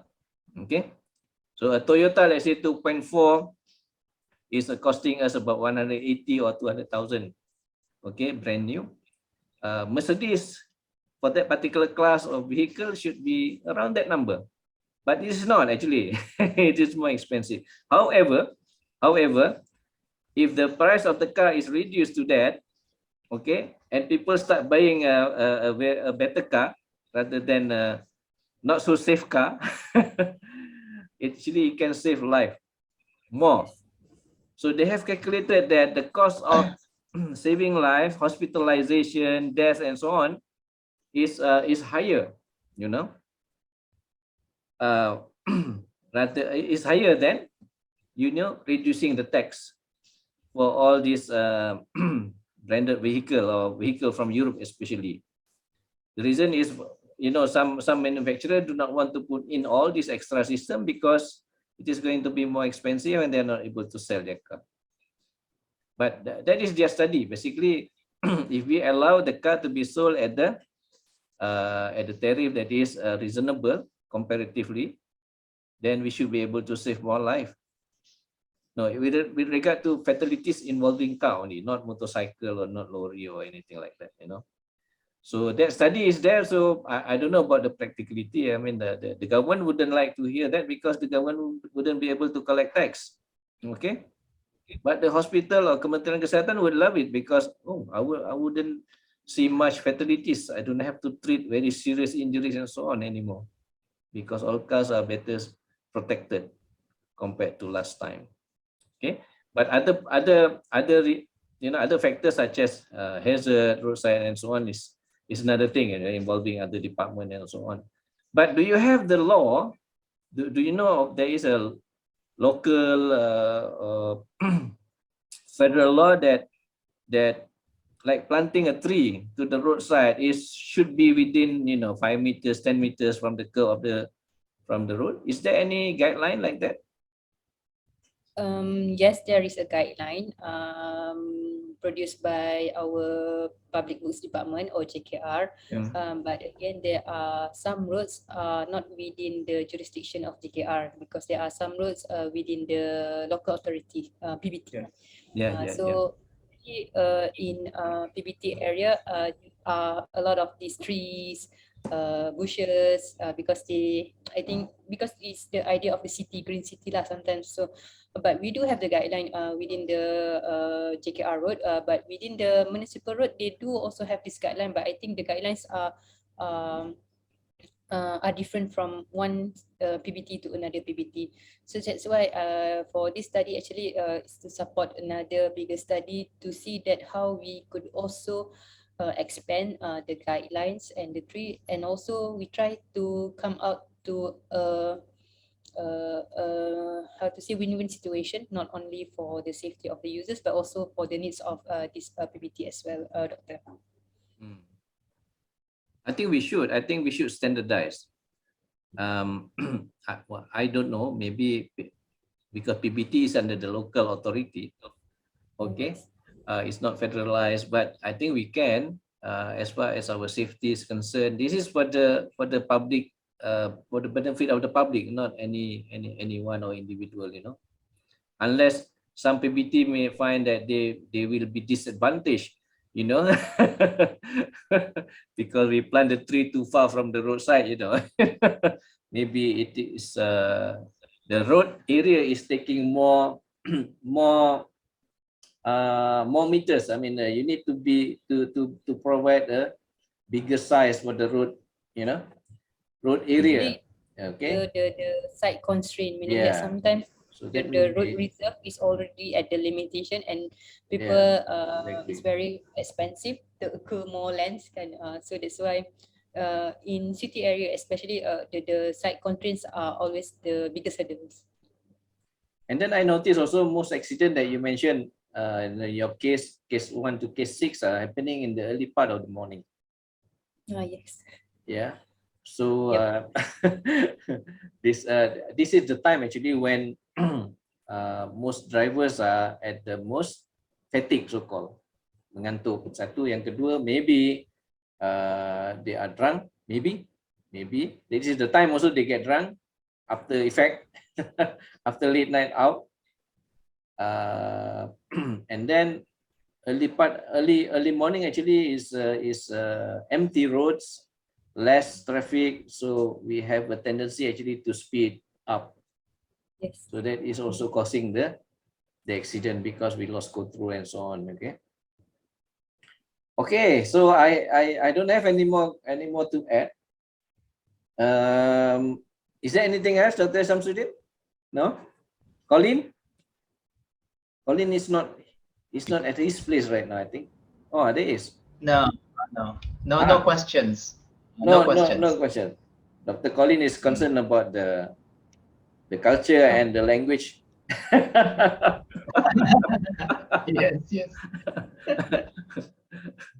Okay, orang Iban tak drive kereta sangat. Orang Iban is actually very green oriented actually. So thank you Aliana for the presentation. It was a good one. It's good to share with us, to me especially, and I hope also to the others. So you want to take a break 10 minutes maybe? Let's take a break 10 minutes and then we come back before we hear Dr. Shamsuddin presentation. Okay, can we continue? Yes. All right then, Dr. Shamsuddin, can you please take over?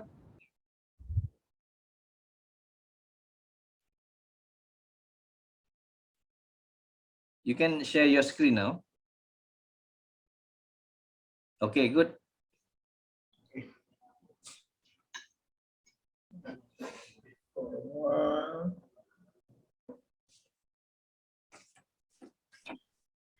Okay, Assalamualaikum warahmatullahi wabarakatuh, and have a very good day to all of you guys.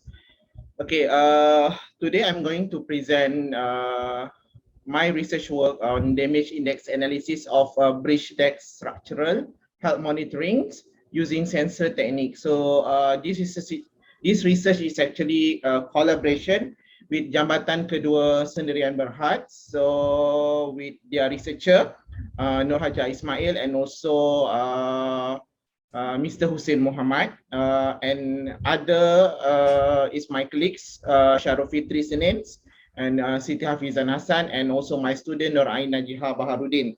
So basically this study has been done a year ago and also been continued until now in order to ensure that this monitoring system being developed by Jambatan Kedua Sendirian Berhad is reliable and also suitable to monitor the performance of the bridge.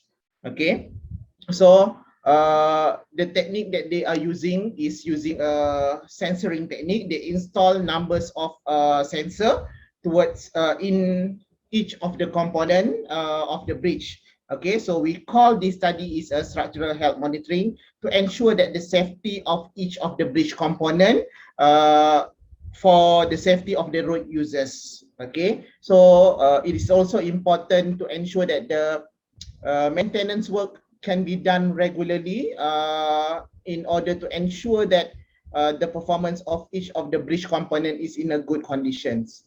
Okay, this is my presentation outline, consists of introduction, methodology, result and discussion, conclusion and also some references. So basically, we know that bridge is the predominant infrastructure and widely built. And in Malaysia itself, there is about 10,000 bridges nationwide to support the growth of economic activities to connect from one place to another place.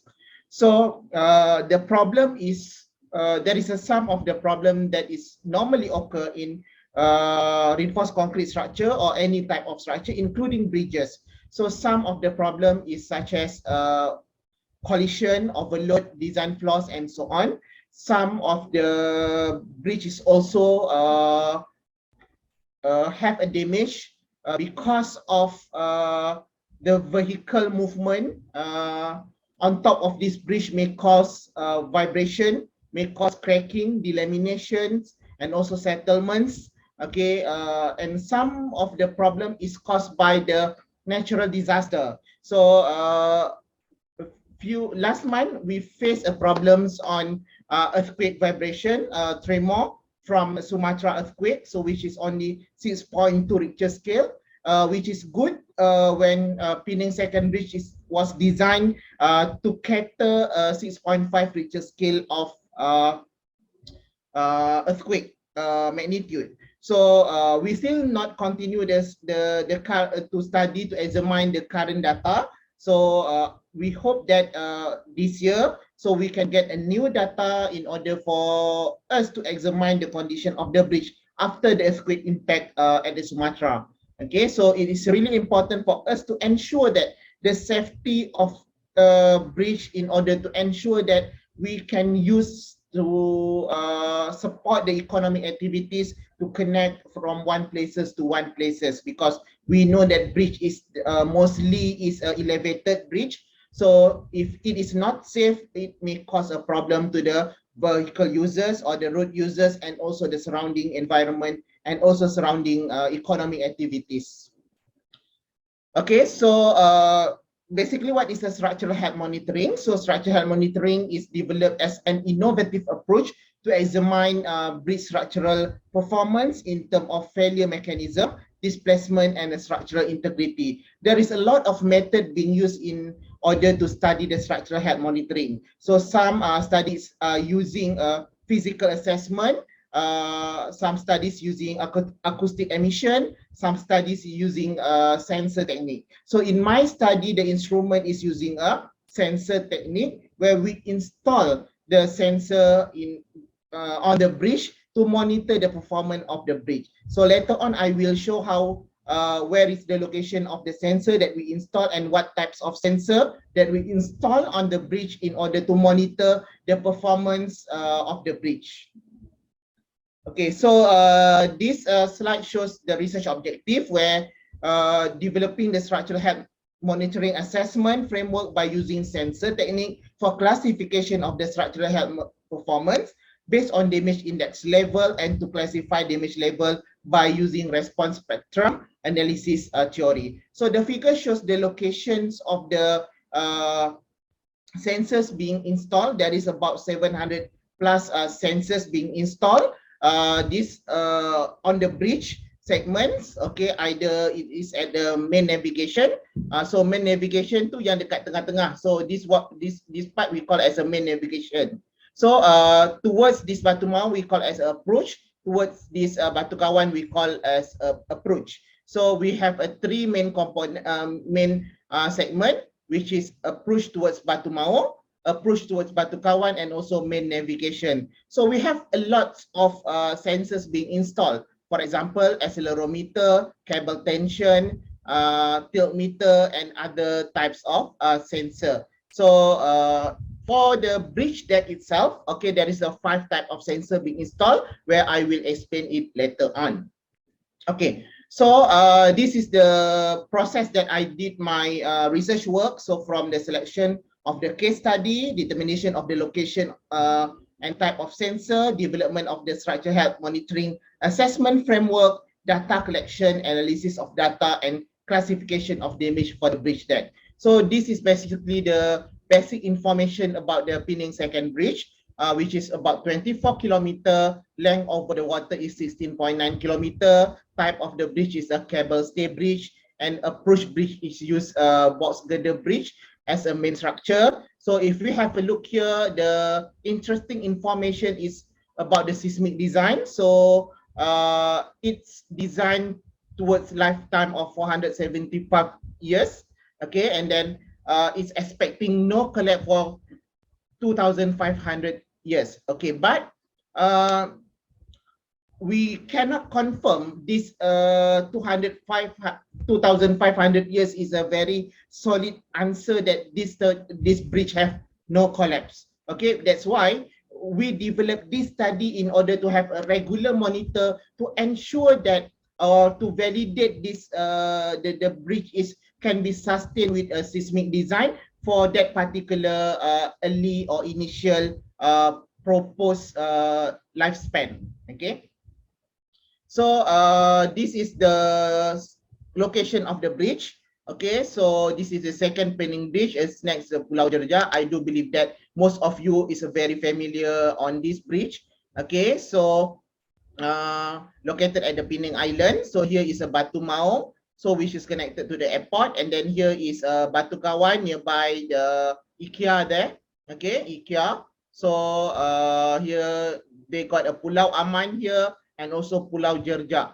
So why they did the bridge is not straight, okay, because it is important for us to ensure that the safety of the bridge itself in terms of movement of the vehicle on the bridge itself, okay, because if the bridge is going straight, so it's possible to have to increase the effect from the wind speed, so it may cause a problem to the vehicle itself and may cause a fatalities or accident and so on. So that's why the bridge is also not being built up straight. Okay, so because it is a very long bridge. Okay. Okay, so this is types of sensor being installed at the main navigation. There is a 5 type of sensor: anemometer, displacement, temperature, dynamic strain, and accelerometer. At the approach, there is a 2 types of a sensor: anemometer and also displacement. So basically, this figure shows much more clearly. So if we have a look on the legend here, we know that what type of sensor being installed for each of the segment of this bridge. Okay, so I will not go very detailed on this matter. Okay. Next, I do develop.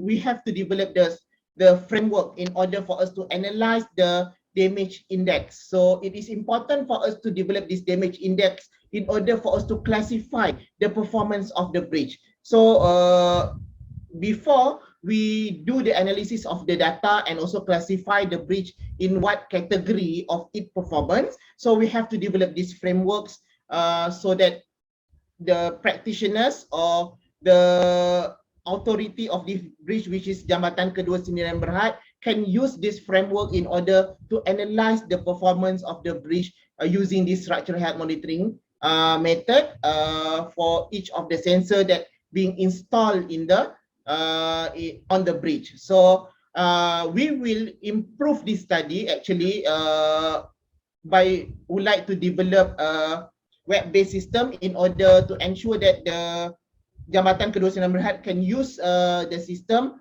to analyze the performance of the bridge. Okay, this is the data collection system that they already have, which is SHMS, which is Structural Health Monitoring System. So from this system, we can monitor and get the real data time. So the real data time is really important for us to monitor each of the sensor being installed on the bridge. Okay. So another thing is the real data time is also important for us to ensure that the sensor that we install on the bridge is functioning, supaya there is no data yang hilang ataupun kalau ada kerosakan, for example, so we can know, okay, we can detect because the data will not be recorded and the value will be 0 and so on. Okay, so this is an example of the data being recorded. Okay, and then we do the analysis using MATLAB software. So by using a time domain analysis to get the frequency and to determine the the most critical location of each of the sensor that we install on the bridge. Okay, for example, displacement, anemometer, tilt meter, and so on. Okay, and then we classify the bridge. Okay, so this is the data, the analysis process, and then we classify the bridge. So the classification of the bridge is divided into 5 different levels: level 1, 2, 3, 4, and 5. So how do I classify this damage for the bridge? So it's based on Road Engineering Association Malaysia guideline, and also based on the forensic studies that we did for the building. We apply the same method. So there is a 5 category. So the 5 category is consists of, the first one is a green, which is no damage. Okay, and then second one is yellow, light damage, and then the third one is orange, which is a medium damage. So there is a few types of failure. If we can have a look here, so for example, is loss of connection, material deterioration, disintegration, and then rupture at the bridge, abnormal displacement, and so on. So this type of damage is based on the RIM guideline. So we have to follow the standard as has been developed for the national use. Okay, and then grade 4 is a severe damage, and then grade 5 is a very severe damage. Okay, if you have a look at the end of the column, so there is an action plan that we have to take in order to ensure that the safety of the bridge is in a good condition. So for example, if the bridge is in category 4, what are the action that we have to take in order to ensure that the bridge is in a good condition and for the safety purposes? So it also help the maintenance team to take an action, what kinds of maintenance process that they have to do in order to ensure that the structural component of the bridge is in a good conditions.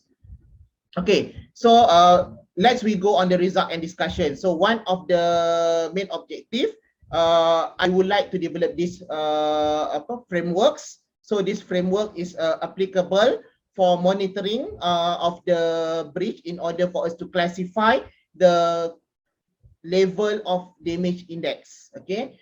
Second, one is on the formulation to calculate the damage index and also damage index score. So I do develop this formulation in order for me to analyze the damage index score before we classify the bridge into 5 different group based on the results. Okay, so let me have a look on the time domain analysis of the bridge. So if we have a look here, so this time domain analysis of the bridge shows the maximum location of this, the frequency of the result shows. So for example, this one is for the anemometer. It shows that the location of the maximum reading is occur at this place. So we know that from the real data that we obtain from the SHMS system, we know that this is the maximum performance of this anemometer. So we will analyze the damage index based on this maximum condition of the bridge for this anemometer sensor. So here are the 5 sensors that has been analyzed. So the first one is anemometer. So if we have a look on the sensor anemometer for the bridge deck, it's the data is recorded from February to April. So if we have a look here, so the data is classified under level 3, but most of the data is under level 2. So what we have to do at the level 2, so the action is the bridge deck at the approach bridge was slightly critical. Thus, it was necessary to implement routine maintenance work.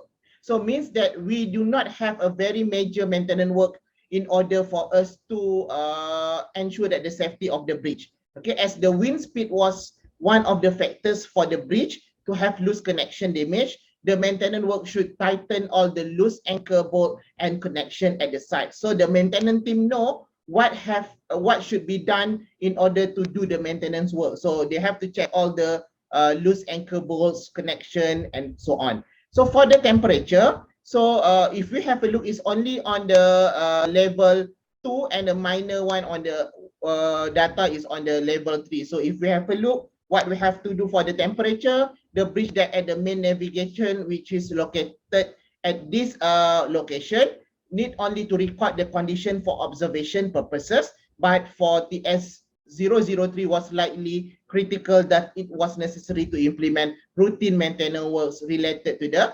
temperature sensor.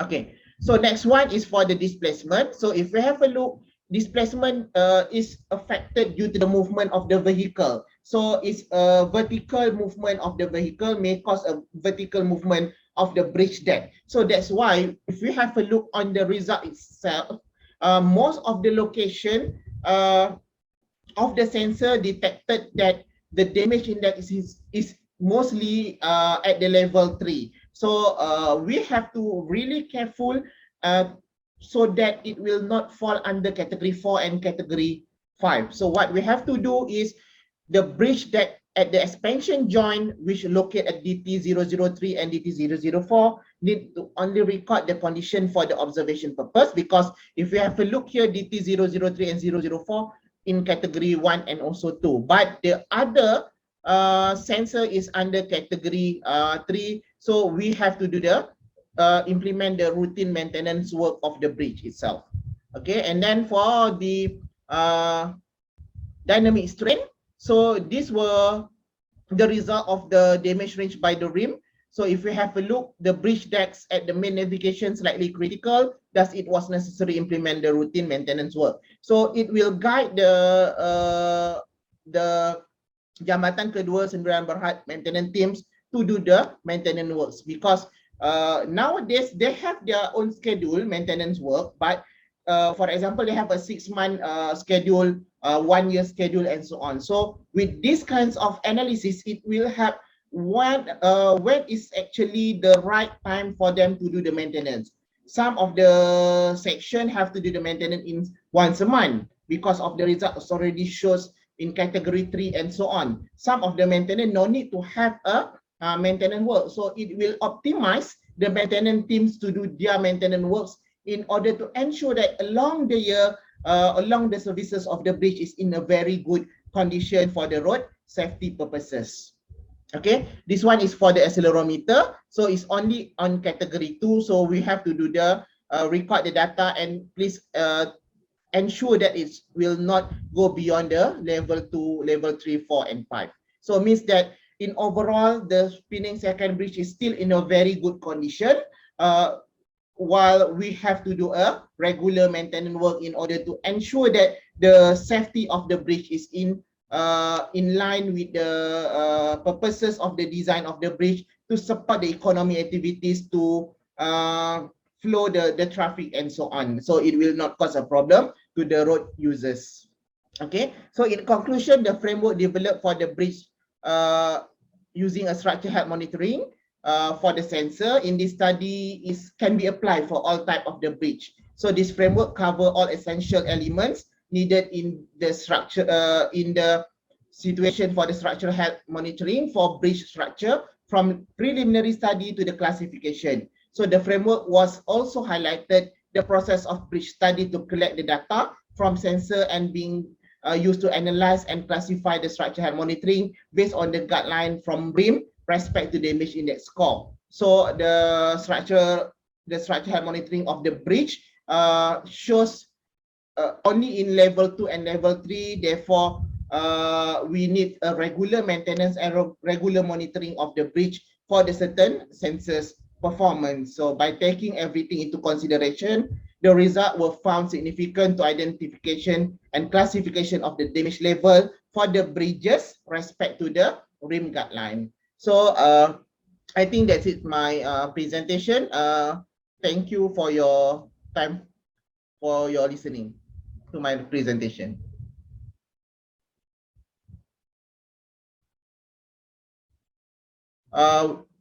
Your microphone, Doctor. Yeah, thank you very much, Dr. Samsudin. Your presentation is also very interesting. we start from Dr. Colin talking about the culture and then the minority ethnic group. Liana talking about the, the road safety. Now you're talking about engineering. Very interesting. So let us open to Dr. Colin and Liana if you have any question or any feedback to provide.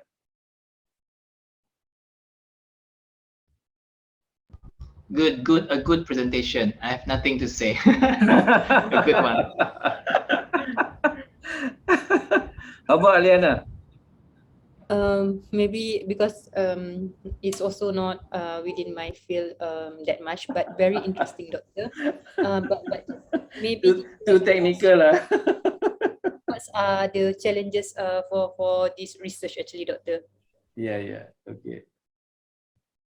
In terms of the data and so on. Okay. The challenges of because the data is actually a real-time data, so some of the sensor have a problem on detecting the real-time data. So some, because we know that sensor is a very sensitive component as electronic devices. So it's quite hard because if it is really too sensitive and sometimes it will not detect the data. So we have to filter the data. We have to filter the data carefully so that the final result that we get is still represent the overall performance of the bridge. Okay, we do have one challenges during the study, which is the corrosion sensor. So, but I'm not presenting in this paper. So because that corrosion sensor is installed on the bridge pier. In the bridge pier is about 1.2 meter inside the bridge pier. So the problem is because the bridge is quite the bridge pier is quite big. Okay, because we expecting the splash from the seawater will give impact to the corrosion sensors. At the end, when we see the data, the sensor is not detected any reading. So we still finding what is the problems with that sensor. Is there any problems when we installing the sensor? Because I'm not the one leading in installing the sensor, because we are hiring international consultants to install the sensor inside that company is hired by Jambatan Kedua Sdn Bhd. So when we detecting this problem, we have to advise Jambatan Kedua Sdn Bhd as a consultant and also as a researcher what they have to do. So maybe they have to improve on this corrosion sensor and so on, so that the data can be obtained and we can analyze and help the Jambatan Kedua Sdn Bhd to monitor the performance of the bridge itself. Okay. I think that is the most challenging part lah. Maybe another question, because I'm not very familiar with the sensor that you use, but we do have a few equipment in our office that also related to sensors to detect all the movement and motion. Do the sensor used in this study, I mean the accuracy, do you how do you verify the accuracy? Also, do the sensor need to be calibrated to ensure the accuracy? Okay.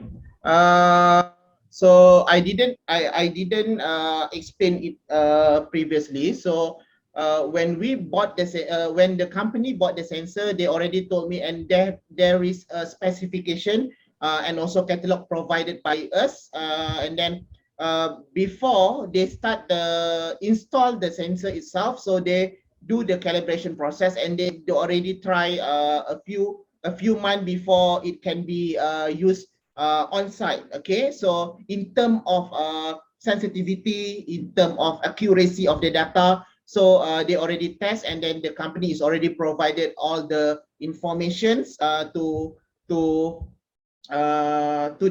Jambatan Kedua Sdn Bhd. So because we are not involved from the beginning of the process, because we are responsible to verify the data being collected from the sensors, either the sensor did their work or not. Itu kerja yang kami buat. Okay, so because they would like to know the condition of the bridge, but the problem is they do not know how to would like to express the data, to analyze the data. We help them to express the data, to analyze the data, and then give the final result on the bridge condition. So based on my information that I get from the Jambatan Kedua Sendirian Berhad, they do already have those process before they accept on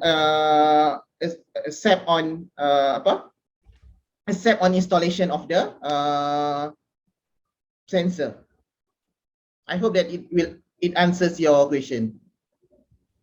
Very well explained, Doctor. Very interesting study. Thank you. Dr. Samsudin. Yeah. I don't know why my video is not there. this system that you are studying and so on has this been so-called implemented, right? Yes. So it has been. Yeah, it's already implemented. So it has been in production use, so-called. Pardon? So it is already in production. It is in actual use, actually. Actually, the structural health monitoring system is already being used for only for Jambatan Kedua Sendirian Berhad, because the provider is from Korea Selatan, actually. The company from Korea Selatan. So they buy this system, okay, from this company from Korea, and then but they don't have the system how to analyze the data. So we only provide the services on how to analyze all those thousand data every second, every 10 minutes to show the performance of the bridge. So I'm just presenting with them, and then they quite happy with what we found for their bridge. So that because they have a problems on convincing people to use a second bridge as an alternative to go to Penang Island, because most of people love to use a first bridge because sometimes what kinds of attraction that they can use in order to attract people to use more frequent on that bridge. So maybe these technical issues, technical finding will help them to convince people that their bridge is better than another bridge, and then in terms of safety, in terms of features and so on. So they need us on the technical parts. So they have an issues actually. Okay, all right. Okay. So the system is actually was bought from Korea. They have been using the system, but maybe like you say, they have not properly used the system to the maximum because they have not been able to analyze the data that they got from the census. Yes. Right? Yeah. Because seems like the system is not user friendly to the engineer at Jambatan Kedua Sendirian Berhad. So we are helping them to make sure that would like to develop another system in the futures. Now we are working on that to develop more user-friendly system so that their engineer can maximize the system and can have a finding that I do show to you guys. So means that, for example, they can observe the performance of the bridge for each of the component, either in a level 1, level 2, level 3, because sometimes they have a regular maintenance, 6 months or 3 months, so on. But they do not know either this 3 months or 6 months is actually the compulsory maintenance or just a regular maintenance.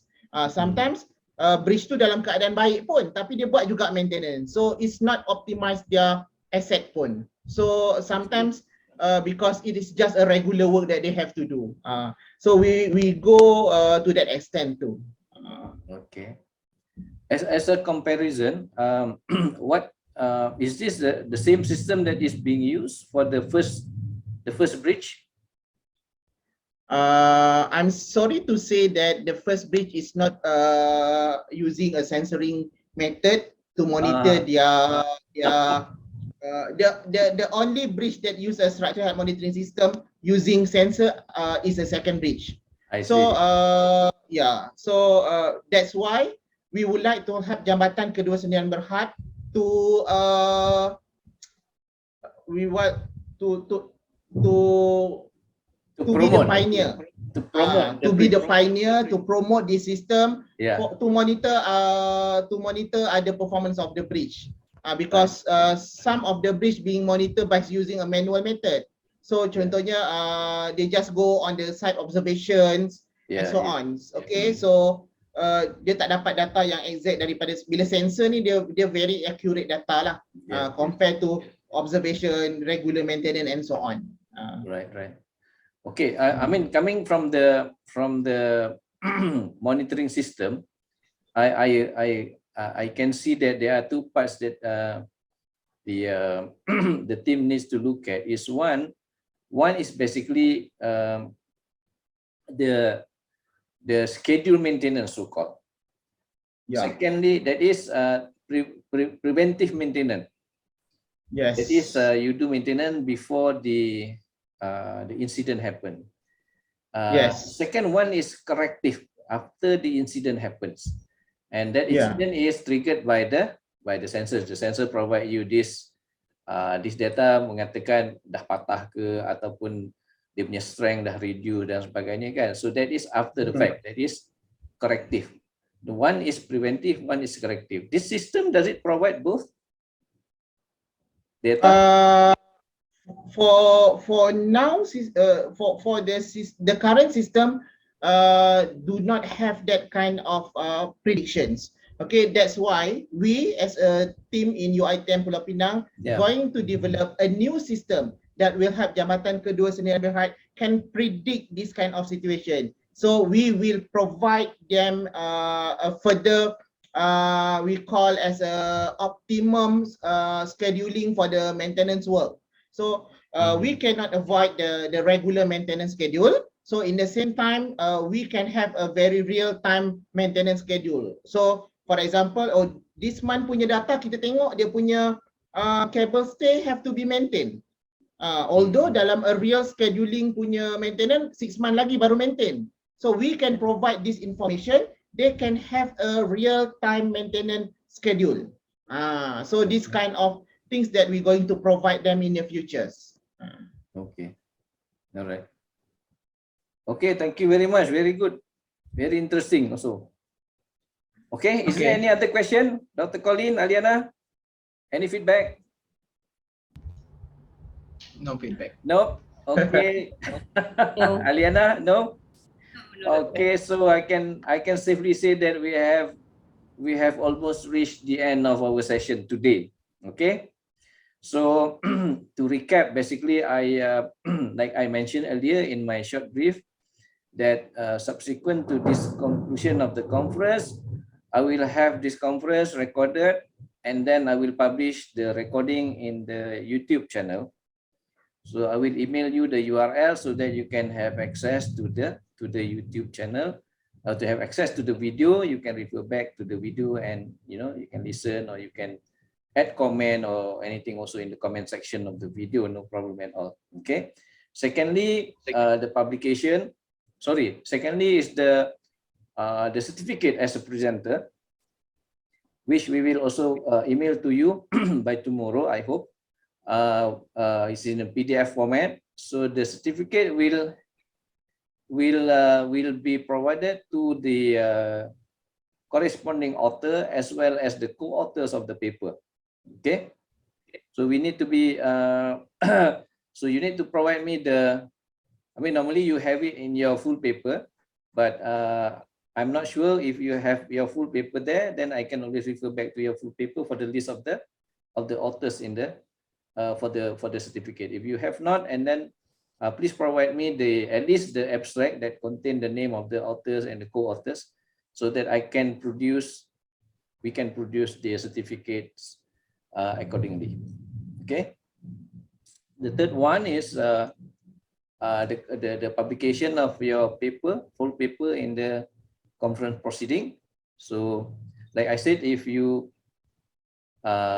have all the papers, all full papers earlier, we can publish the proceeding book earlier. Okay. So if you want to make some changes, also you can, but I advise that you can change papers or revise your papers before we actually publish in the referee journal. Okay. So the proceeding is okay. I mean, you can have your so-called not so raw, but your first cut of your paper, no problem. But your paper should be revised and nicely put in before we actually publish in the referee journal. So there are two parts. Yeah, publication in proceeding first we do, and then we will provide you the information that we are now publishing your paper in the journal. We give you opportunity actually for you to revise, and then you can, if you want.